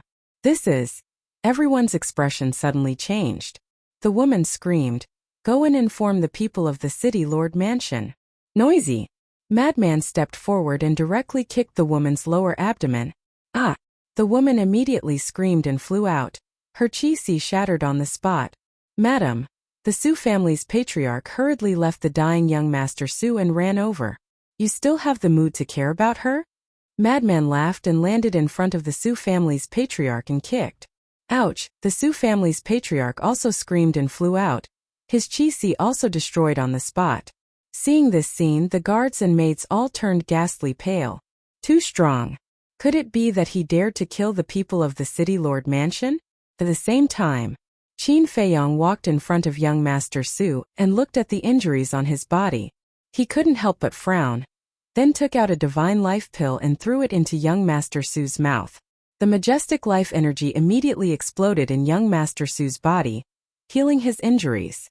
After all, this was a divine life pill with 4 dragon-shaped pill chi. After a while he recovered. Qin Feiyong was puzzled. What's going on? Just because I went to the Tianhua building to look for you, they wanted to kill me, young Master Su said weakly, his face full of resentment. At that time your father was outside the Tianhua building. Didn't he already state his position in front of everyone? Qin Feiyong frowned. Yes. But this woman is vicious, she had to take the opportunity to get rid of me. If you didn't appear, I would definitely have died in their hands. Young Master Su looked at Master Su and his wife with grief and indignation. The couple was also filled with fear. I see. Qin Feiyong nodded and sighed. I have to say, you are the most pitiful person I have ever met. I am not pitiful. I only hate myself for being useless, for being weak, and for being stupid. I thought that as long as I continued to endure, I would be able to slowly move them, but the reality was not like that. My tolerance has become their capital to become even worse. Young Master Su roared. Qin Feiyong looked deeply at young Master Su and said with a smile, Then do you know where your Su family's treasury is? Treasure vault. The Su family's patriarch and his wife's eyes trembled. They immediately glared at young Master Su with undisguised threats in their eyes. Young Master Su looked at the two of them and saw the threat in their eyes. The anger in his heart grew even stronger. He then looked at Qin Feiyong and nodded, understood. If it was in the past, he would definitely not have answered Qin Feiyong truthfully. But now, for the Su family and the Su family's patriarch, he was already disheartened and no longer had any thoughts. Okay, take me there. When the time comes, I promise to do one thing for you. Qin Feiyong smiled slightly. Young Master Su nodded. Unfilial son, unfilial son. The Su family's patriarch suddenly roared. I have already been expelled from the Su family by you. What's the point of saying this? Since it's a break, then don't blame me for being heartless. Young Master Su smiled coldly and looked at Qin Feiyong. The treasury is at the back of the mountain. I will take you there. Okay. Qin Feiyong nodded and looked at Madman with a smile. Senior brother, take them with us. This is too troublesome, just kill them. Madman frowned. Hearing this, Qin Feiyong looked at young Master Su and asked, What do you think?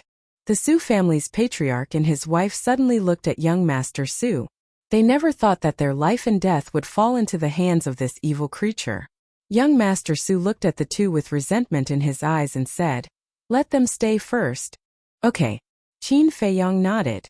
Really troublesome. Madman shook his head. So, under the leadership of young Master Su, the group rushed to the back of the Su family's mountain. And only the Su family's patriarch and his wife were brought along. As for those guards and maids, Madman didn't even have the mood to kill them. Go and inform the city lord's mansion. With the departure of Madman, the blood demon domain also disappeared. And a group of guards immediately roared. Su family's back mountain. This place was bigger than the back mountain of the imperial palace. The mountains were undulating, and the vegetation was lush. But in the mountain there were no fierce beasts. But at the entrance of the back mountain, there were guards guarding. When they saw Qin Feiyong and the others, the guards guarding the entrance suddenly had a look of surprise. How did the patriarch and his wife fall into such a situation? Patriarch, the guards rushed up. Get lost. Madman shouted coldly, and with a slap, those guards were immediately slapped away and smashed into the ground. So powerful. Young Master Su murmured, then raised his head to look at the back mountain with a trace of deep fear in his eyes. He whispered, Two brothers, you have to be careful. This back mountain is not simple. Not simple. Qin Feiyong and Madman were stunned. Yes. The Su family's elders are all cultivating in the back mountain. Their cultivation is at the imperishable stage. The Su family's ancestor is an imperishable stage expert at the perfection stage. Young Master Su said. Perfection stage? Madman was slightly stunned, and his face was full of disdain. Qin Feiyong also smiled slightly, and then stepped straight into the back mountain. Seeing the calm attitude of the two, young Master Su's eyes also had a trace of surprise. What kind of means did these two have to be so fearless? What should we do next? Qin Feiyong looked at young Master Su, who was in a daze, and asked. Young Master Su came back to his senses and hurriedly pointed to the front. Go deeper, we'll see a group of pavilions. Qin Feiyong immediately used the walk word art and rushed deep into the back mountain. In just 10 breaths, a group of pavilions came into sight. The pavilions were located in the mountains, surrounded by green vegetation and streams, like a fairyland. And in those pavilions, Qin Feiyong sensed at least 100 imperishable stage auras. Among them, there was one at the perfection stage. There were 10 auras at the perfection stage. The rest were at the greater success, initial success, and half-step imperishable stage. Madman smiled. You don't say. The Su family's foundation is not simple. Yes. Qin Feiyong nodded. a perfection stage imperishable stage expert. A full perfection stage expert in terms of quality was stronger than the dragons. However, in the end it still couldn't compare to the dragons, because the dragons had a total of 2 sovereign divine weapons. 2 sovereign divine weapons. Even the super forces like the Demon Hall and Blood Hall of the Sky Cloud realm didn't dare to underestimate them. Who is it? When Qin Feiyang and the others entered the sky, the Su family elder who was meditating here immediately sensed their auras. Whoosh! A figure rushed into the sky. It was a middle-aged man with a greater success stage imperishable stage cultivation. When he saw the Su family head, the woman and young Master Su, the middle-aged man was stunned and frowned. What's the matter with you? It's a long story. Quickly inform the old ancestor that this unfilial son Su Yang has brought these 2 people to rob the Su family's treasury. The Su family head roared. What?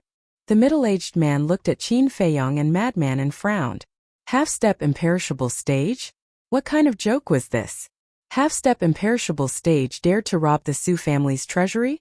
Whoosh! Before the middle-aged man could speak, figures rushed out from the pavilions below. There were men and women, and all of them were murderous. Because they all heard the Su family head's voice. Come to rob the Su family's treasury? They must be tired of living. However, when they saw the cultivation of Qin Feiyang and Madman, they were stunned like the middle-aged man. Seeing this, the Su family head looked at a white-haired old man and roared, Old ancestor, don't underestimate them. They are very strong and even dared to kill people from the city lord's mansion.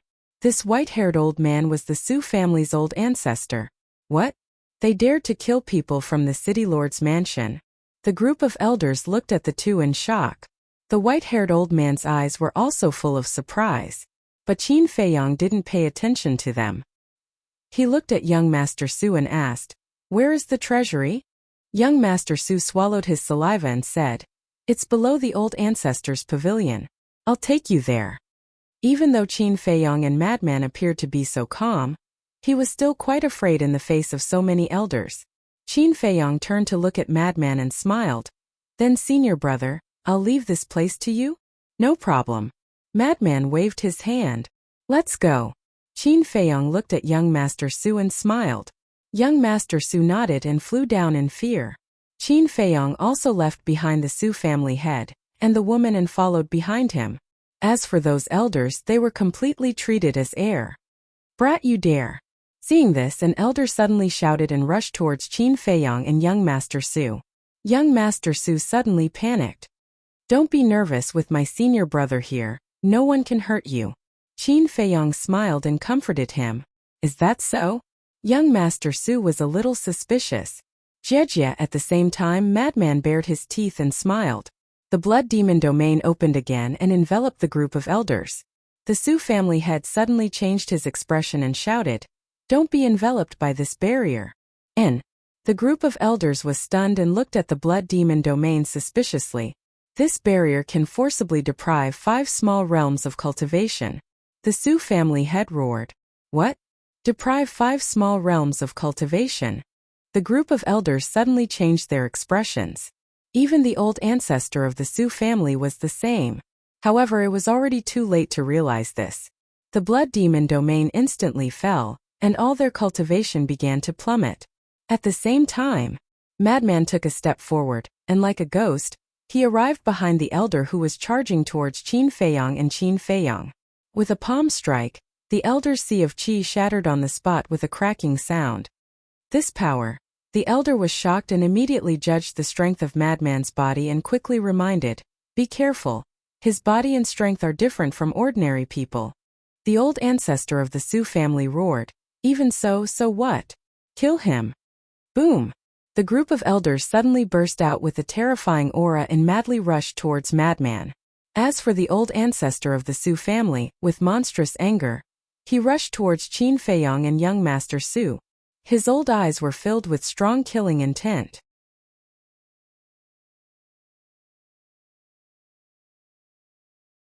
Chapter 30-24. Not good. Seeing the old ancestor of the Su family coming, young Master Su became nervous again. Because in the Su family, the old ancestor of the Su family was a godlike existence, everyone was afraid of him. It's really nothing, just lead the way. Qin Feiyong was helpless. This was too cowardly. Just like this, he still wanted to enter the demon palace? Dream on. Although he had never been to the demon palace, he could imagine that it must be a very cruel place. In this kind of place, without some means and courage, it was impossible to survive. Hearing this, young Master Su continued to fly downwards in fear. This was a fear that had accumulated for many years, so no matter what Qin Feiyong said, he couldn't help but panic. Old man, do you think I don't exist? Madman glanced at the old ancestor of the Su family and took a step forward. His aura roared in all directions, and the group of elders who were charging towards him were instantly thrown off their feet, because these people's cultivation had already plummeted to the 9 heavens realm. With the cultivation of the 9 heavens realm, how could they withstand his aura? Shua. Following closely, Madman took a step towards the old ancestor of the Su family. The old ancestor of the Su family still had a half-step undying realm cultivation. After all, he was at the great perfection undying realm. His speed was not inferior to Madman's, because he also had a supreme level auxiliary divine art. He also thought that Madman couldn't catch up to him. After all, their cultivation and divine art were the same. But he underestimated Madman's means. Boom! The blood demon technique was activated. Madman's cultivation directly soared to the initial undying realm. Yes, he didn't fully activate the blood demon technique, but only raised it by a small realm. Because the blood demon technique was fully activated, it could raise it by 3 small realms. However, it was enough to raise it by 1 small realm. Shua. Immediately, his speed soared, and in an instant, he was in front of the old ancestor of the Su family. In the undying realm, the difference between each small realm was like heaven and earth. Although Madman was now 1 small realm higher than the old ancestor of the Su family, his speed was completely crushing. What? The old ancestor of the Su family looked at Madman, who suddenly appeared in front of him with a face of disbelief. Ignoring me and going straight to old Qin, how much do you look down on me? Madman's eyes turned cold as he slapped towards old ancestor Su's head. Old ancestor Su gritted his teeth and punched towards Madman. Originally, he didn't dare to clash head-on with the Madman because the elder had warned them that the Madman's physical body was different from ordinary people. However, he had no other choice. He had to get rid of the Madman before he could stop Qin Feiyong and young Master Su. However, he had overestimated himself. Fist and palm met in an instant. The Madman's monstrous power instantly surged forth with a momentum that could topple mountains and overturn seas. Puff! The old ancestor of the Su family immediately spat out a mouthful of blood. You're courting death. He was unable to restrain his anger. With a loud clang, a giant golden sword appeared and slashed at the Madman. A mere supreme-grade god artifact is not enough. Madman's lips curled up as he grabbed the giant sword and punched towards old ancestor Su's stomach. Accompanied by a scream, the Su family's old ancestor's sea of chi shattered on the spot. He's too strong. He's my idol. Looking at the invincible lunatic, young Master Su's face was filled with admiration. Meanwhile, somewhere in the void, Elder Hu looked at the Madman's performance with a trace of surprise on his face. Depriving 5 small realms of a terrifying god art, as well as a god art that could increase cultivation. If he didn't have a god artifact in god art, who in the undead realm would be his opponent? In other words, the Madman's strength was enough to dominate the undead realm. What surprised him the most was the Madman's battle awareness. With one look, he knew that he had climbed out of a mountain of corpses and a sea of blood. It seemed that this man was indeed a talent. However, he seemed to be a little bit away from being a genius. Compared to Qin Feiyong, there seemed to be a little bit of a gap. What he didn't know was that what he saw now was just the tip of the iceberg of the Madman. Even the blood demon art was not complete. He also didn't know that the blood demon realm and the blood demon art, these terrifying god arts, were created by the Madman himself.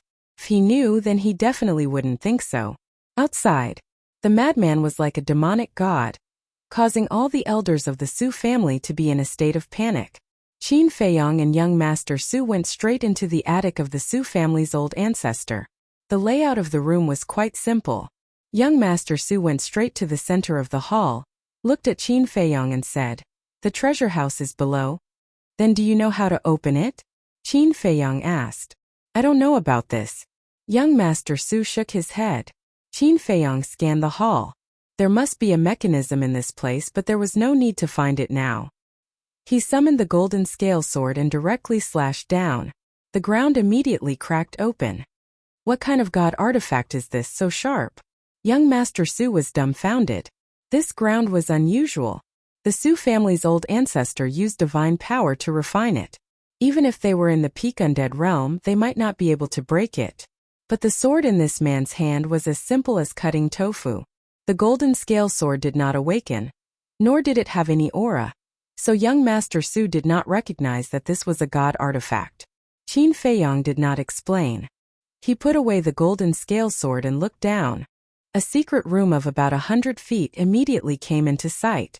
In the stone room, there were no less than 1,000 interspatial rings and even more interspatial bags. Not bad. Qin Feiyang chuckled, waved his hand, and sent all the interspatial rings and interspatial bags to the Black Tortoise world. He said, Big Black Wolf, you guys tidy it up. Okay. Big Black Wolf replied. Now Big Black Wolf, Black Panther, Pai Lupi, and Theta Wong were in charge of the affairs of the Black Tortoise world, so there was no need to look for Fire Lotus for such a small matter.